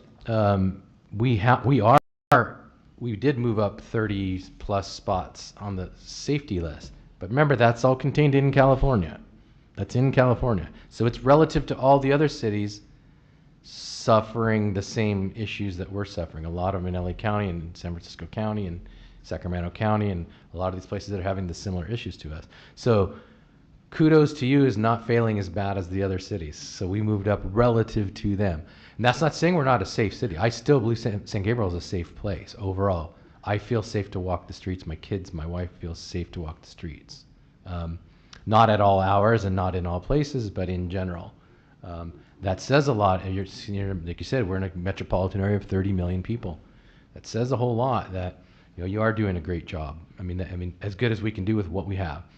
but I think we should have more resources and more tools. And I, for one, think that that is our job, that our safety is job one from this council. I just want to read a quote from Sheriff Villanueva, and he was interviewed, and this is what he said. And this is regarding one of the comments about, I believe it was about how I'll just say it, this is based on racism. And this is what Villanueva will counter that. The changes that have been unleashed, the changes that George Gascon have made have been unleashing a wave of crime by not prosecuting criminals who are victimizing poor people, people of color, people that live in the toughest neighborhoods in our communities. So I would say these policies are what's causing people of color, poor people, and people in communities that maybe aren't as fortunate as ours to suffer. These policies are causing these problems. They're not solving these problems. Yeah, I don't think they've gotten better. I mean, we have some statistical anomalies. Like, I'm not a big fan of statistics all the time because of 2020 and 2021 COVID, and people weren't outside to do crimes in the first place. Now, the types of crimes changed. The reporting of crimes changed. The way they've completely changed. So these statistics, can you kind of explain crime stats for people that maybe not are aware of the way they've changed? Well, there have been a lot of changes in the way the stats are calculated. When DOJ, or the Department of Justice, looks at our Part 1 and Part 2 crimes, we count those just on a one-for-one basis. If you have a report of a robbery, it goes down as one robbery, and it's included in the statistics. As you can see on that 2021 form and the 2020 Part 1, Part 2 crime calculation in your staff report, it's just very simple. It's just a singular count. But when you start to factor in all of the other issues that you're looking at, geography, demography, the time of day, the day of the week, all of the elements that have to do, is it commercial, is it residential? There are a whole host of statistical analysis that have to be done to indicate for us who need to interpret those statistics what it means with regard to crime rates, et cetera. And so the bad part about stats is stats can always be manipulated in either direction. So you have to really get to the meat of what the stats mean, and that takes some extrapolation and some interpretation, and sometimes we have to use the statistics from outside entities so that we can base our response on maybe a future prediction. Predictive policing is a big deal, and we have to look at stats as a part of that, but the stats only tell what has happened. How do we get to the piece where we develop the skills to identify what's going to happen? And that's a big part of the statistical analysis. And for us, the predictive policing piece is important because it has to entail all of the things we need to combat crime. So we have to look at diversion. We have to look at the dealing with homelessness. We have to deal with the drug crimes, which we now can not arrest for, or at least not file on anyone for. So how do we get them the help? And so these are elements that adversely impact our statistical analysis because it skews the numbers. If we just have a one-for-one count, it's easy. We had this many crimes. We need to devote this many resources to this area. Unfortunately, it's much more complicated than that. And I think one of the email public comments said something to the fact that it's extremely complex. Well, if you stop at just saying it's extremely complex, then we've already lost. It's complex, but so is the solution, and that's what we have to work with. And so those are the statistical anomalies that we have to actually evaluate on a regular basis. And I hope that wasn't too long-winded an answer, because I could have just said yes. Perfect. So another thing I'd like for you to help explain is the part of the staff report had some charts, some declinations, and kind of what's going on in San Gabriel. I think there's, when I first read it, I didn't quite get it. It looks like a pretty big number of declinations. Could you explain the chart? And I think you know what I'm talking about. Sure. If you look at attachment D in your staff report, what we included was two different charts. The top chart are arrests, and that's for context over the years from 2018 through 2021 and to date on 2022. And below that are the declinations. So for the first years, 18 through 20, those declinations give us the total number of declinations for that year. That's the total number of declinations for all of the arrests that we had. If you go to 2021, that's 113 declinations, and those are declinations just based on 20-07. So we put it there for context. So in the years prior, you had the total number of declinations. In the year 2021, which was a full year after the input of the special directives, we had 113 declinations just based on 20-07. That doesn't include the latter part of the year, which we haven't gotten a count yet, and it doesn't include any of the other declinations that might be for justice, in the interest of justice, or without evidence, lacking evidence, etc. So it just is indicative of how many of those cases in San Gabriel have been declined without any review on the judicial side with regard to probable cause or any of those issues. There's been no filing in those cases, so in those 113, if they were cases that could call for diversion, there's no diversion because there's no place to send those folks and no way to hold them accountable to that. There was some indication that some of those cases, it was mentioned in the Manhattan Beach City Council meeting, that some of those cases would end up going to traffic court. Let's say if you're driving without a license. We need to make sure we understand that there's a difference between an unlicensed driver and a person driving without his license. Yeah. There is a big difference with regard to cost and those things. So that has to be part of the analysis, right? So when we're analyzing those things, we look at, well, if they're not being filed in misdemeanor court and they're going down to traffic court, then what happens? That goes back to that statistical question you asked. How do we calculate that if they then get to traffic court and nothing happens? Or they don't have the ability to pay, so we dismiss the case. The accountability is not there, so that just creates some issues that we have to deal with. So that form that you have there just simply denotes how many of the declinations were for 20-07, and we think that's significant. All misdemeanors. All So misdemeanors. It's not counting felony declinations. No felony declinations. Yeah. in And so that- these in are that apples number. to apples. Mhm. So we took 837 as the number of incidents or crimes in 2018 with 40 declinations. And then we've dropped to 559 in 2021 with 113 declinations. So nearly 3 times as much with 60% of the total numbers. We had fewer arrests and more declinations. Mhm. Yep, simple way to put it. So then that leads me to ask you this question. Do you think that makes us safer with those declinations? No. Okay. I don't either. I don't agree that so yes, we have less crime, but we also have, I would argue, we have different types of crimes now. We have a wholly categorical different types of crimes, as well as some things that used to be felonies or misdemeanors. So those are kind of That's the significance of the statistical analysis, right? Qualitative. If you look at just the numbers, it looks like crime has gone down. The other two elements that have to be considered is what used to be a crime that isn't anymore. Yep. And the other element has to be, well, are people reporting crimes when they know that nobody's going to file on it, nobody's going to do anything? Yep. And are police making arrests and conducting the observation activity, knowing that there's not going to be a filing on these things? There is a recognized pullback of police when there is no fruit on the end of it, I guess, for lack of a better term. We go out to arrest people and take them to jail. There is a human component that says, well, if they're not going to file, then I'll just respond to my radio calls. Yep.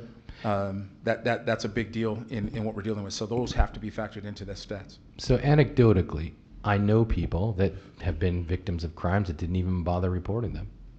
And that's pretty, before they've said, yeah, we would have reported this. They don't even bother now.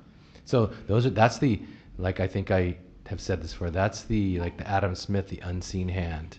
It's an unknowable thing. It's out there. We know it exists, but there's no way to measure it. So rather than the unseen hand being the unreported crimes, I'd rather be the people that never committed crimes because they had a deterrent effect. So that deterrence is what's missing right now. So I want to go into another part of this. And this may be you, Chief, it may be Keith, so hopefully Keith's still awake. Let's say we go down this road and we do our due diligence, and let's just say the council says, hey, do what we can, and then Gascon says no. Are we completely foreclosed upon doing anything? Like, could we maybe make our own misdemeanors that don't interfere with state and still prosecute? And it might not be that whole 400,000, because when I say I'm not giving up, that's what I mean. There's other options that at least we can figure out. We haven't decided that yet. There's an in-depth legal analysis that I'll leave to Keith, but the basic answer to that is that we already have some misdemeanor municipal codes that we enforce. They're in our municipal code. You just have to look to traffic enforcement.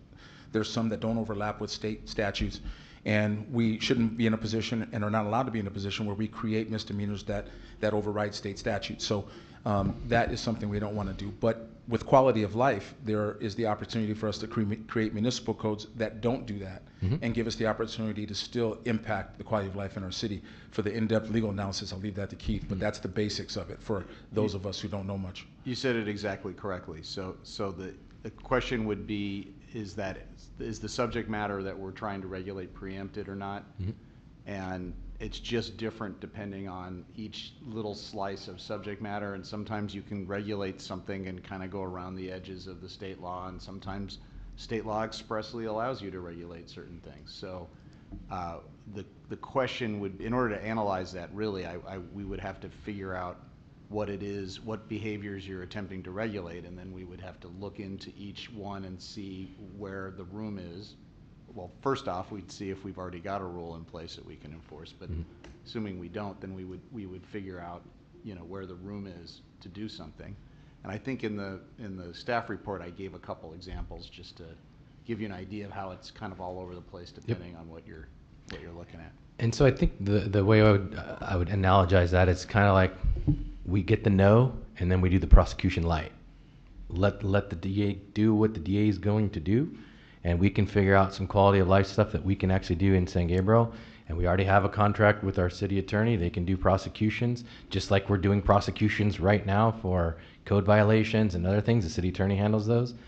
And if people think we shouldn't pay for those, just like maybe we shouldn't pay for these other prosecutions, I think it helps the quality of life when our city attorney prosecutes code violations that are so egregious they need to go to court. It's not often, but it does happen. So that's kind of my point is, if we don't ask, and we know where it's a no if you never ask. If we ask, even if we get the no, it's not 100% no. It just significantly reduces what we will be able to do, but that also significantly reduces the cost to us because we're not going to be doing all the prosecutions. I think that's the rationale behind the study. Put a little bit of money in up front to study it to determine whether or not there are options, and that one of those options could very well be we're not going to do anything.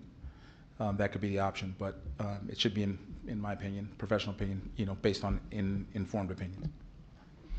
Thank you. I know it's getting late, and I want to allow my fellow council members. I don't want to take every single question, but you can tell I care about this.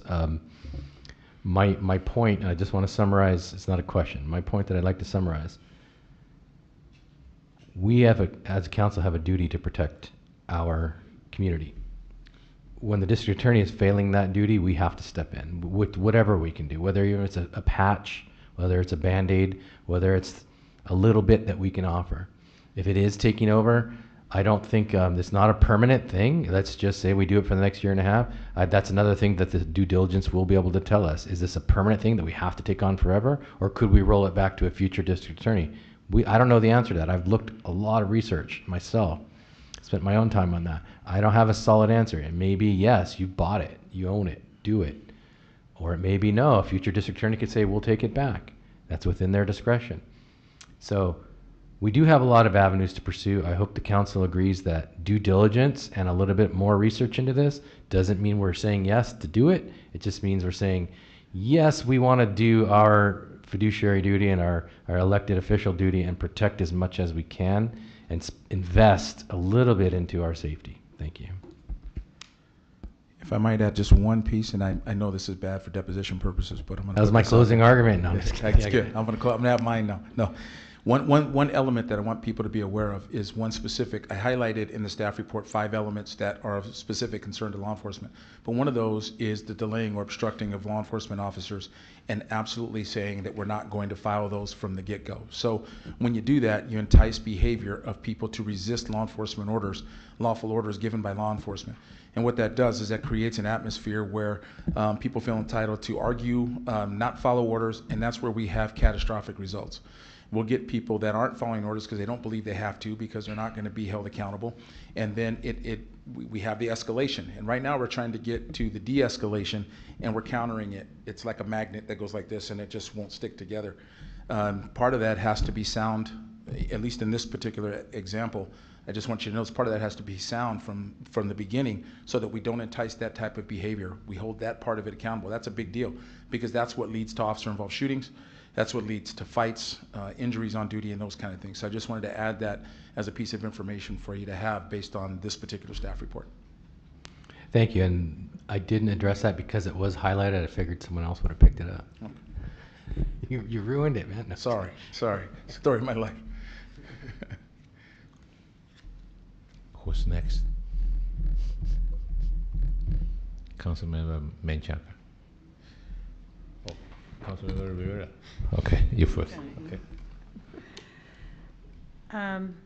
There was an article that was posted today. I'm not sure if it was San Gabriel Police Association. It was a Channel 11 article that was posted with a gang member was recorded because they record their phone calls.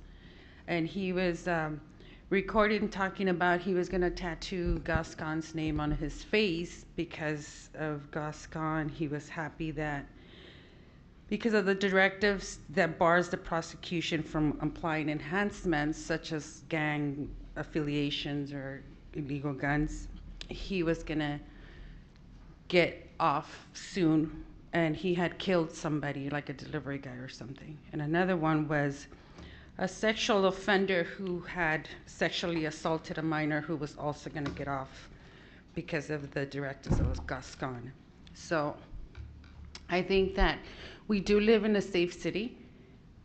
I do understand that. And we always think it can never happen to us. But we have to also, I think, as City Council, look at the victims. It could be our neighbor, it could be our family member, we don't know. So I think it is our due diligence to at least look into what it would mean to bring that to our city. That's just my personal opinion. Okay, thank you. So, Councilmember. Thank you, Mayor. You know, I think there's definitely been a misunderstanding here. This is strictly a cursory review. I mean, that was one of the first conversations we had, Chief. I asked, well, how much does this cost? You know, just the staff report itself. It was all done internally. You know, it was staff time for the most part. And I know the city manager also mentioned that. So tonight it's not a vote on hiring a prosecution or setting up the infrastructure. It's what I look at it as more of a study of San Gabriel, because everyone has an opinion, whether they're right or wrong, you know, but everyone has an opinion of what San Gabriel is and what's taking place. And there's extremes to, you know, no crime, you know, or minimal crime, that we're not affected by any of these directives, to the extreme that, you know, you can't even walk down your street. So I think this is an opportunity to learn more. You know, the fact is that we can't overturn any kind of state law. You know, I think hopefully we understand that part, but we do have control of municipal ordinances, and we've talked about that earlier. But I don't think it's clear which ones yet. And so if we are going to do a study, you know, I pretty much just have questions. You know, I think that for us to get to that next level, and I think it was Manhattan Beach, maybe it was Redondo Beach, that they've been talking about it for a year. So, you know, this could take a long time. But I'd rather be meticulous and have a greater understanding, and also do some outreach to our communities to see, you know, how do they feel? You know, what is going on in our city? You know, the short-term gains and long-term gains too is to improve the quality of life. So, you know, I like to know a little bit more about, you know, we have these crime statistics, but, you know, how many of these are repeat offenders?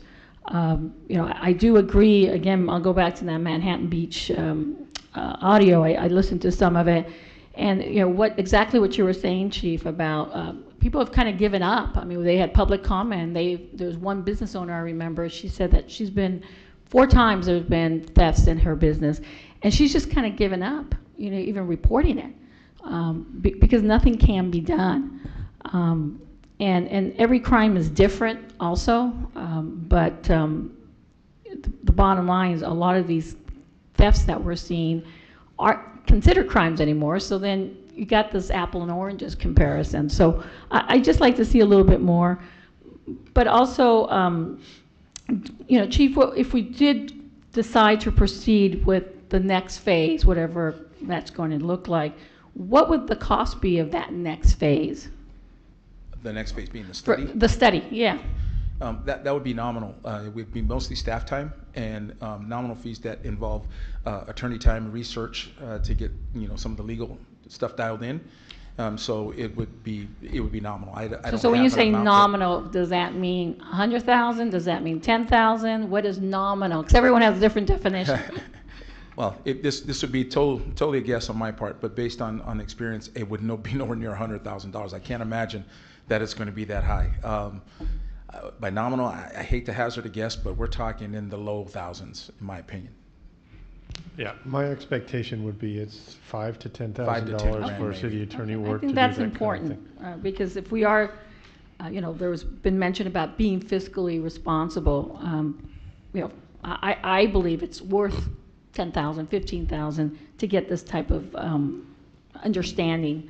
I also would like to see if, you know, how would, again, I don't know how this would take place, but we talked about social services, whether it's mental health, homelessness, you know, if that could be somehow woven into this, you know, if we do have prosecution or we decide, you know, maybe we'll want to invest a little bit more on social services, you know, give us options. I just like to see, as you're doing the study, is there some other options?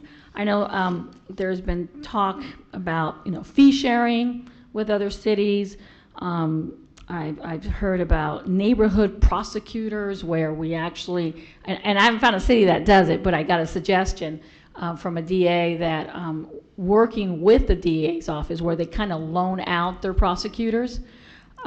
So we wouldn't have to create the infrastructure, because the infrastructure for me is just very, very difficult to kind of come to terms with, because what we're looking at is hiring, setting up, you know, the whole, it's like setting up a whole different department. And so that is my concern. And who would take over something like that? Because it couldn't be you, because you're law enforcement. It would have to be either Keith or the city manager who would oversee a process like that, or who would do that?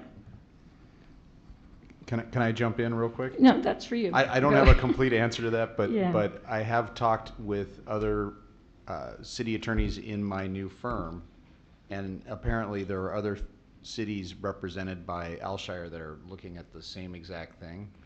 So it might be a matter of getting sort of, if you know, we can get the approvals, getting kind of a bunch of these cities to sort of cooperate and share the cost, which would significantly reduce them, would be the idea.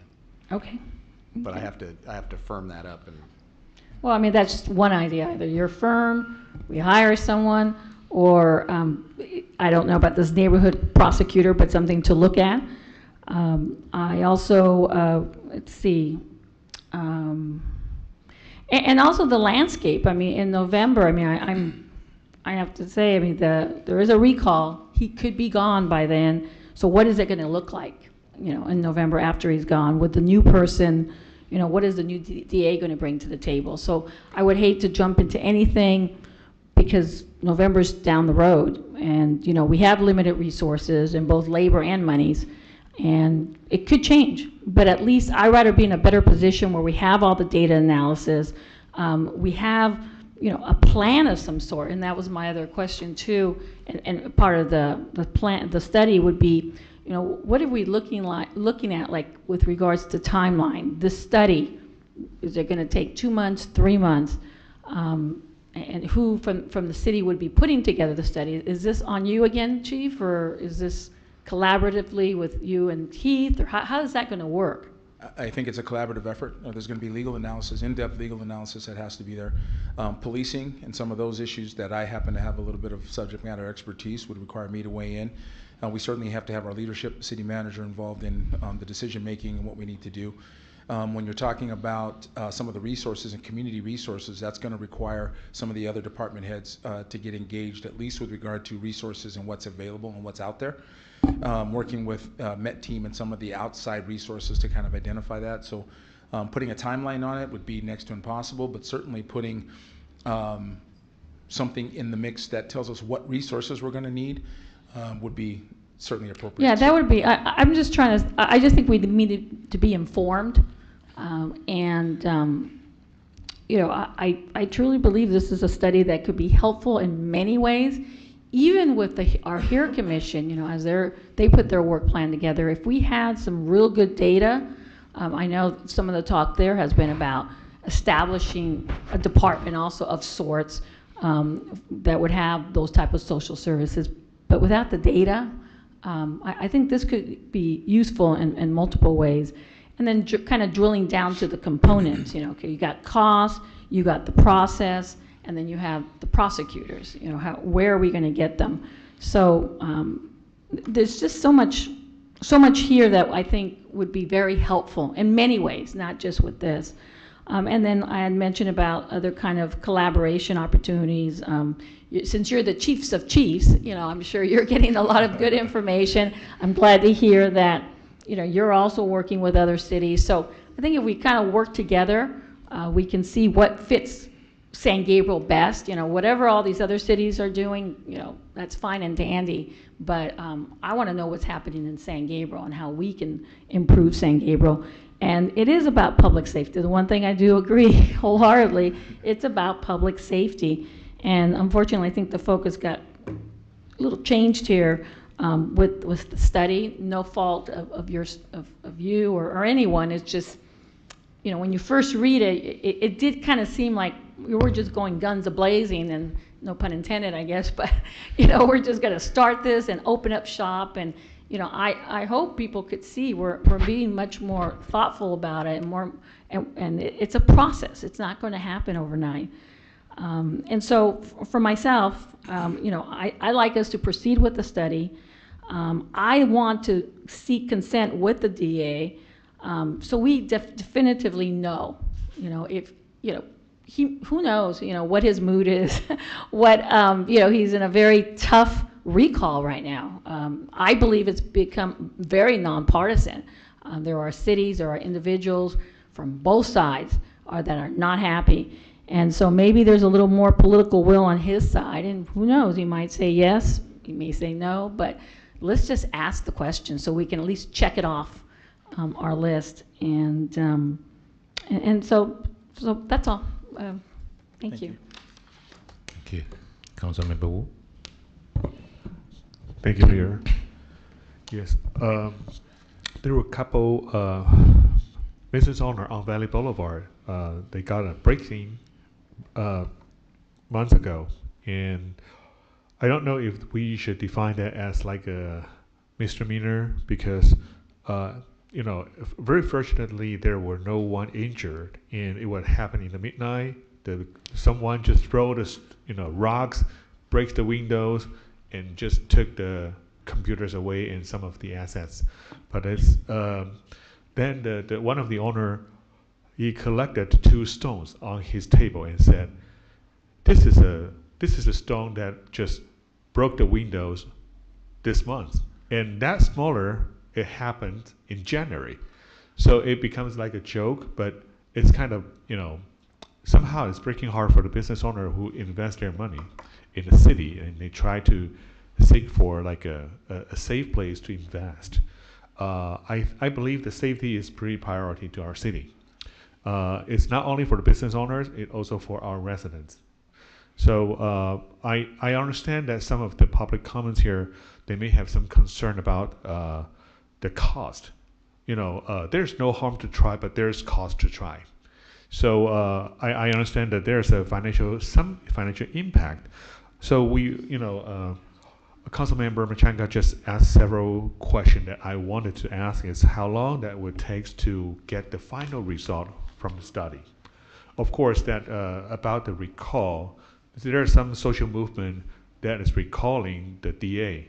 And if that would happen sometime, they collect enough signatures, then the elections, the recall elections, that will happen in November. So that means 7 months away from today.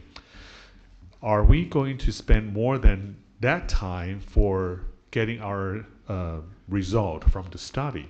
So that will be the one one reason that we should move forward for the further study. But another one is we understand the chance is quite least. I mean, the DA will approve for any city's request saying, okay, you guys can have your own system to prosecute people. But I mean, it's not the solution. It could not, maybe it's not happen, but that could be another attitude from the city saying, yes, we care about our safety. We want to move forward and to have something that help to reduce the rate of the crime. So all I want to say is, I think that we would like to make sure the money if we spend the money, it worth for us to spend, because if there's some result happen in the November, and that will change the things. Just like a new DA, they may have different attitude and they have new plans on the table, and they may more aggressively doing something that most people expected. That will be a good turn.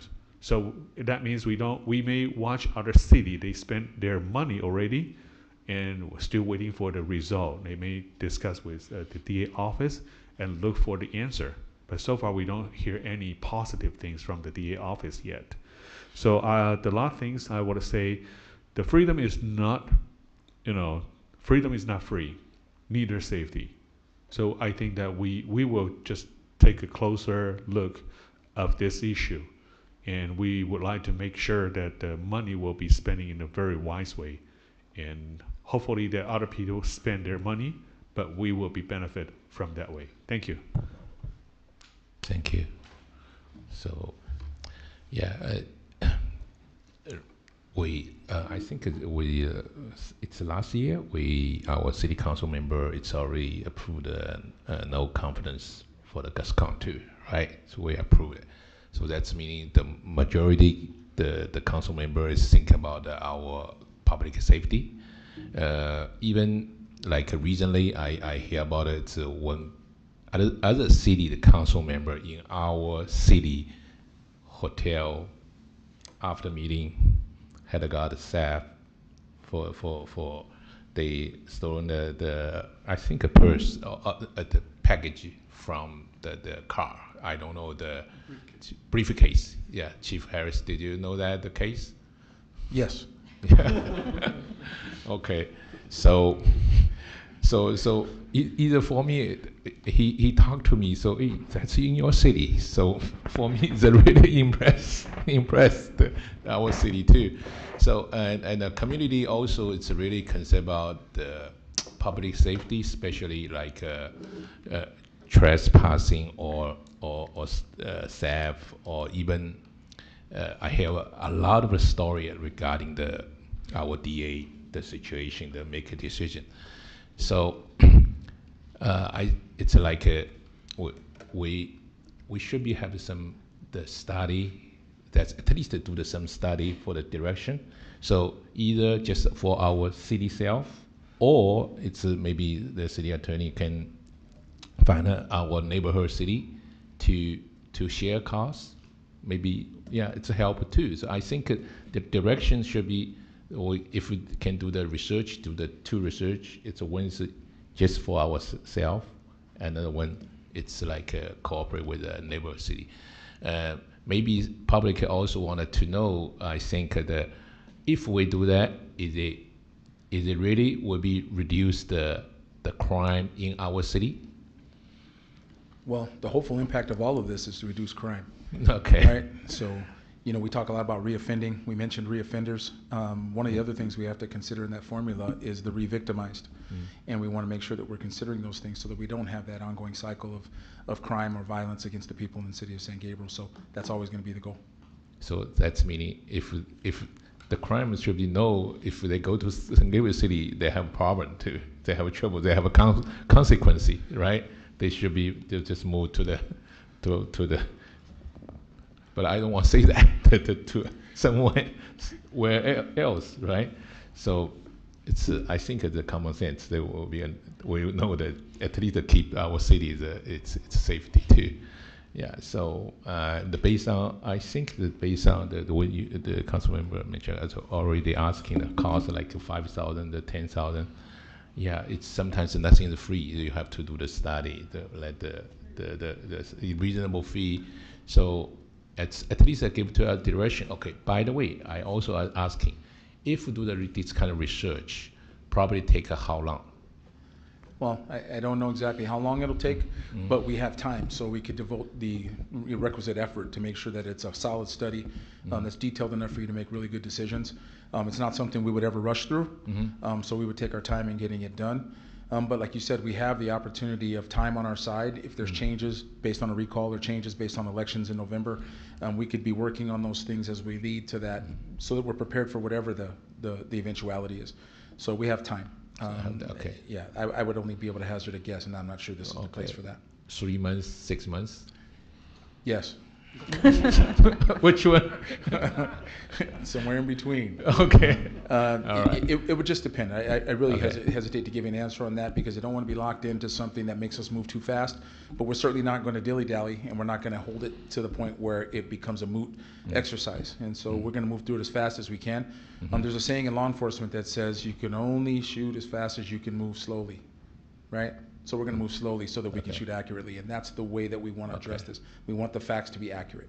Okay. Well, and bear in mind that some of this analysis may involve cooperation or getting information from other agencies, and cities, and that's a little bit out of our hands, and so we'll push it along, but it's hard to estimate sometimes. Okay. But we still need the DA approval, right?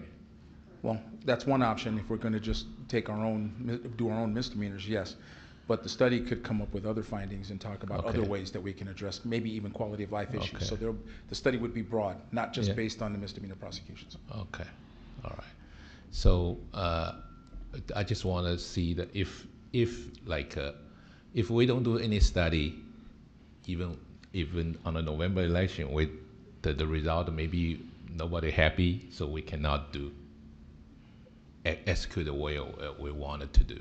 So if we do the study, so it's ready, it's for the November election, so we can execute the due diligence for the misdemeanor. Is that correct? Yes. So, okay. So I think that's the key point. So we should move on to the study to just in case. But that time we still can make a decision on we want to do that or not, right?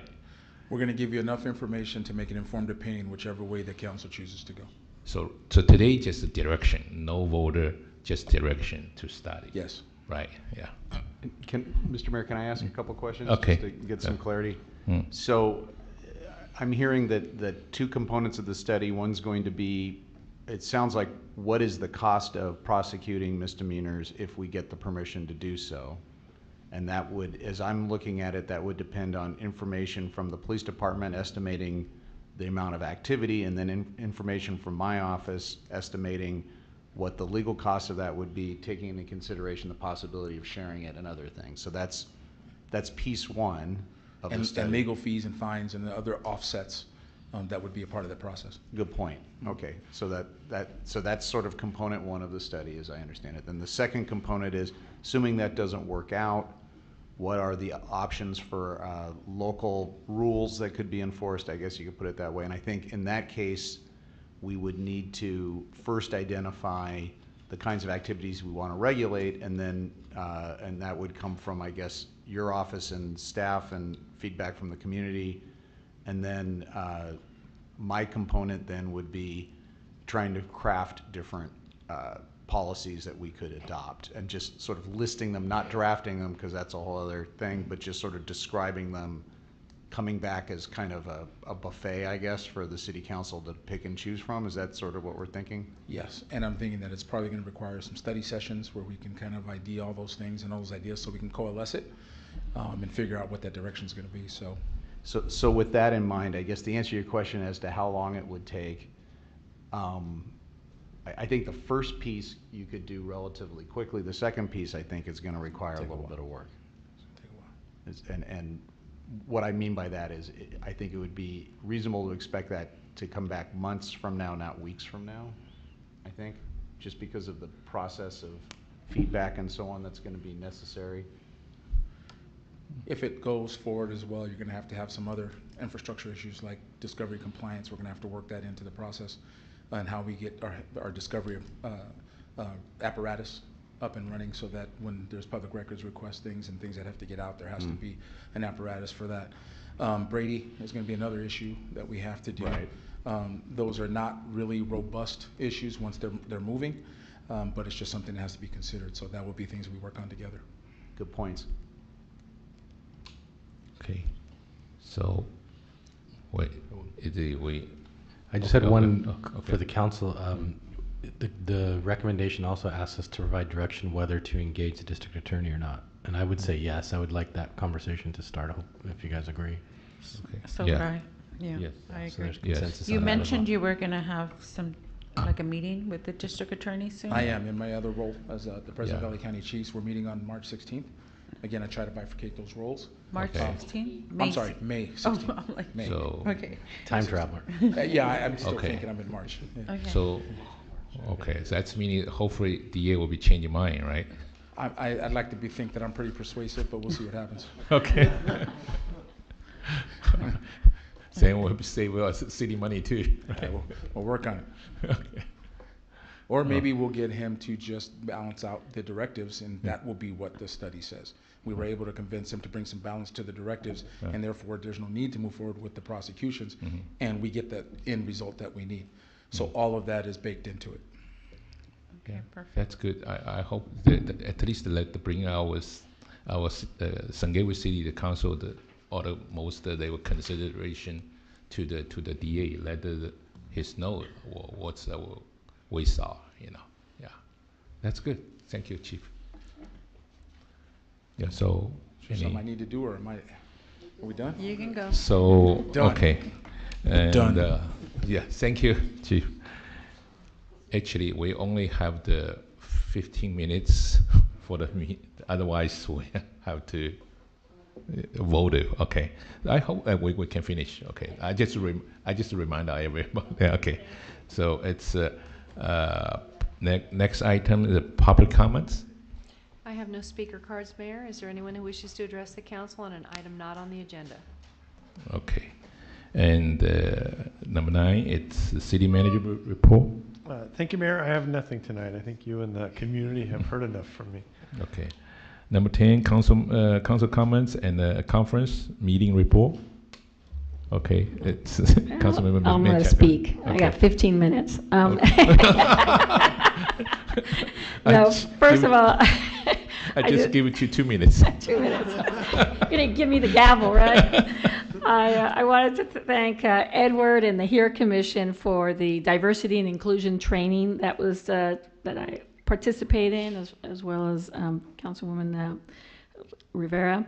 It was very thoughtful. It was interactive, and it's a training that I know Edward's been thinking about doing, but it just but with COVID, kind of put a pause on it, and then we had the HERE Commission. So, that's what it is. It's a team effort, and I think everybody that was there felt like it was just a real moment of self-reflection, I think, and just be more conscientious. So thank you, Edward and HERE Commission, for that.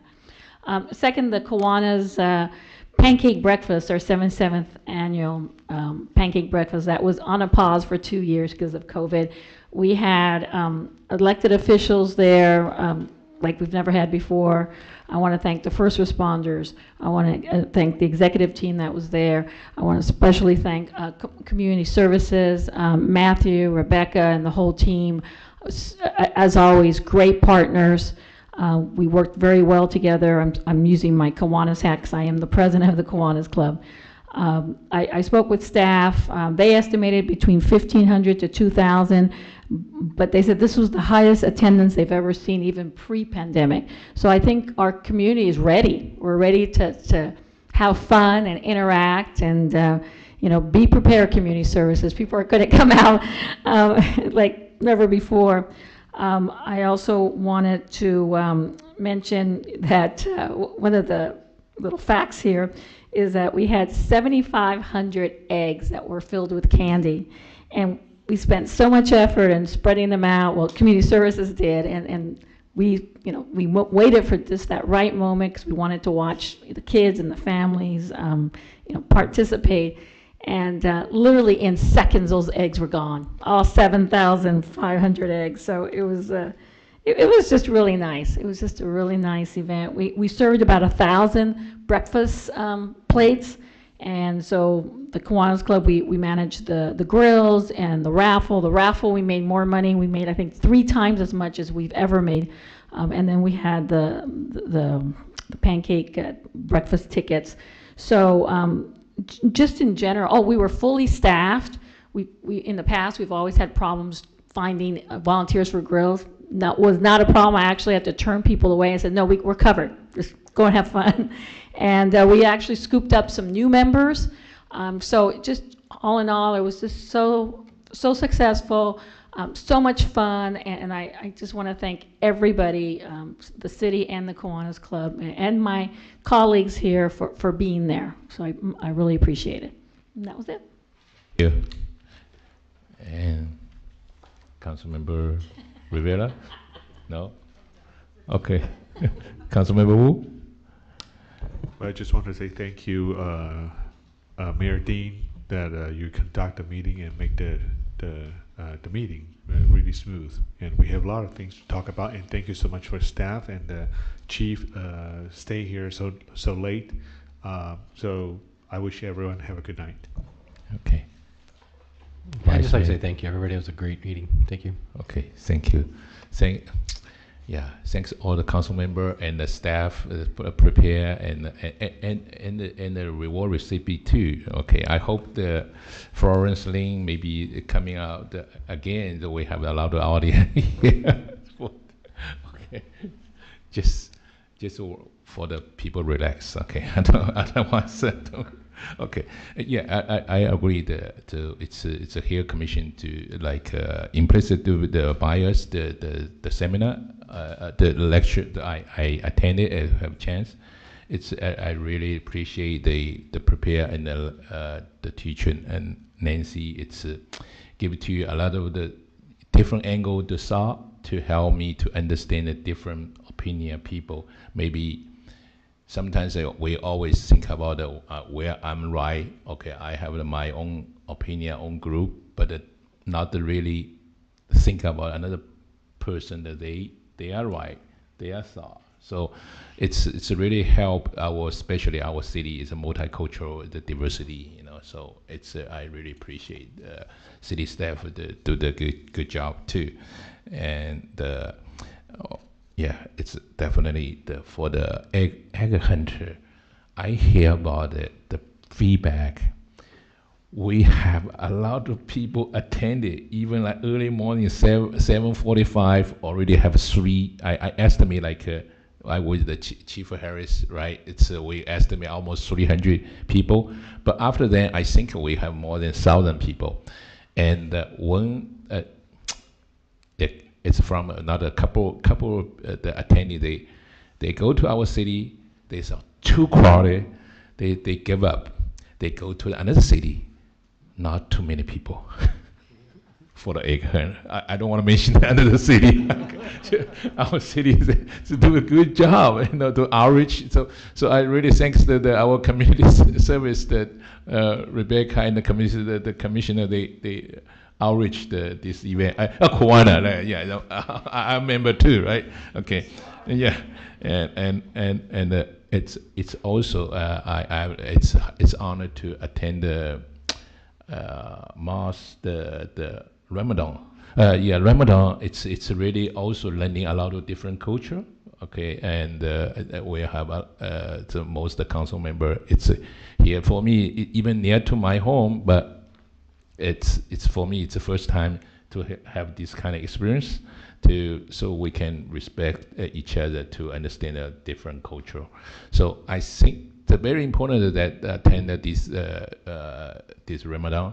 It's very important. So I think most people, they want a peace, they want to save, right? So they want our community's harmony.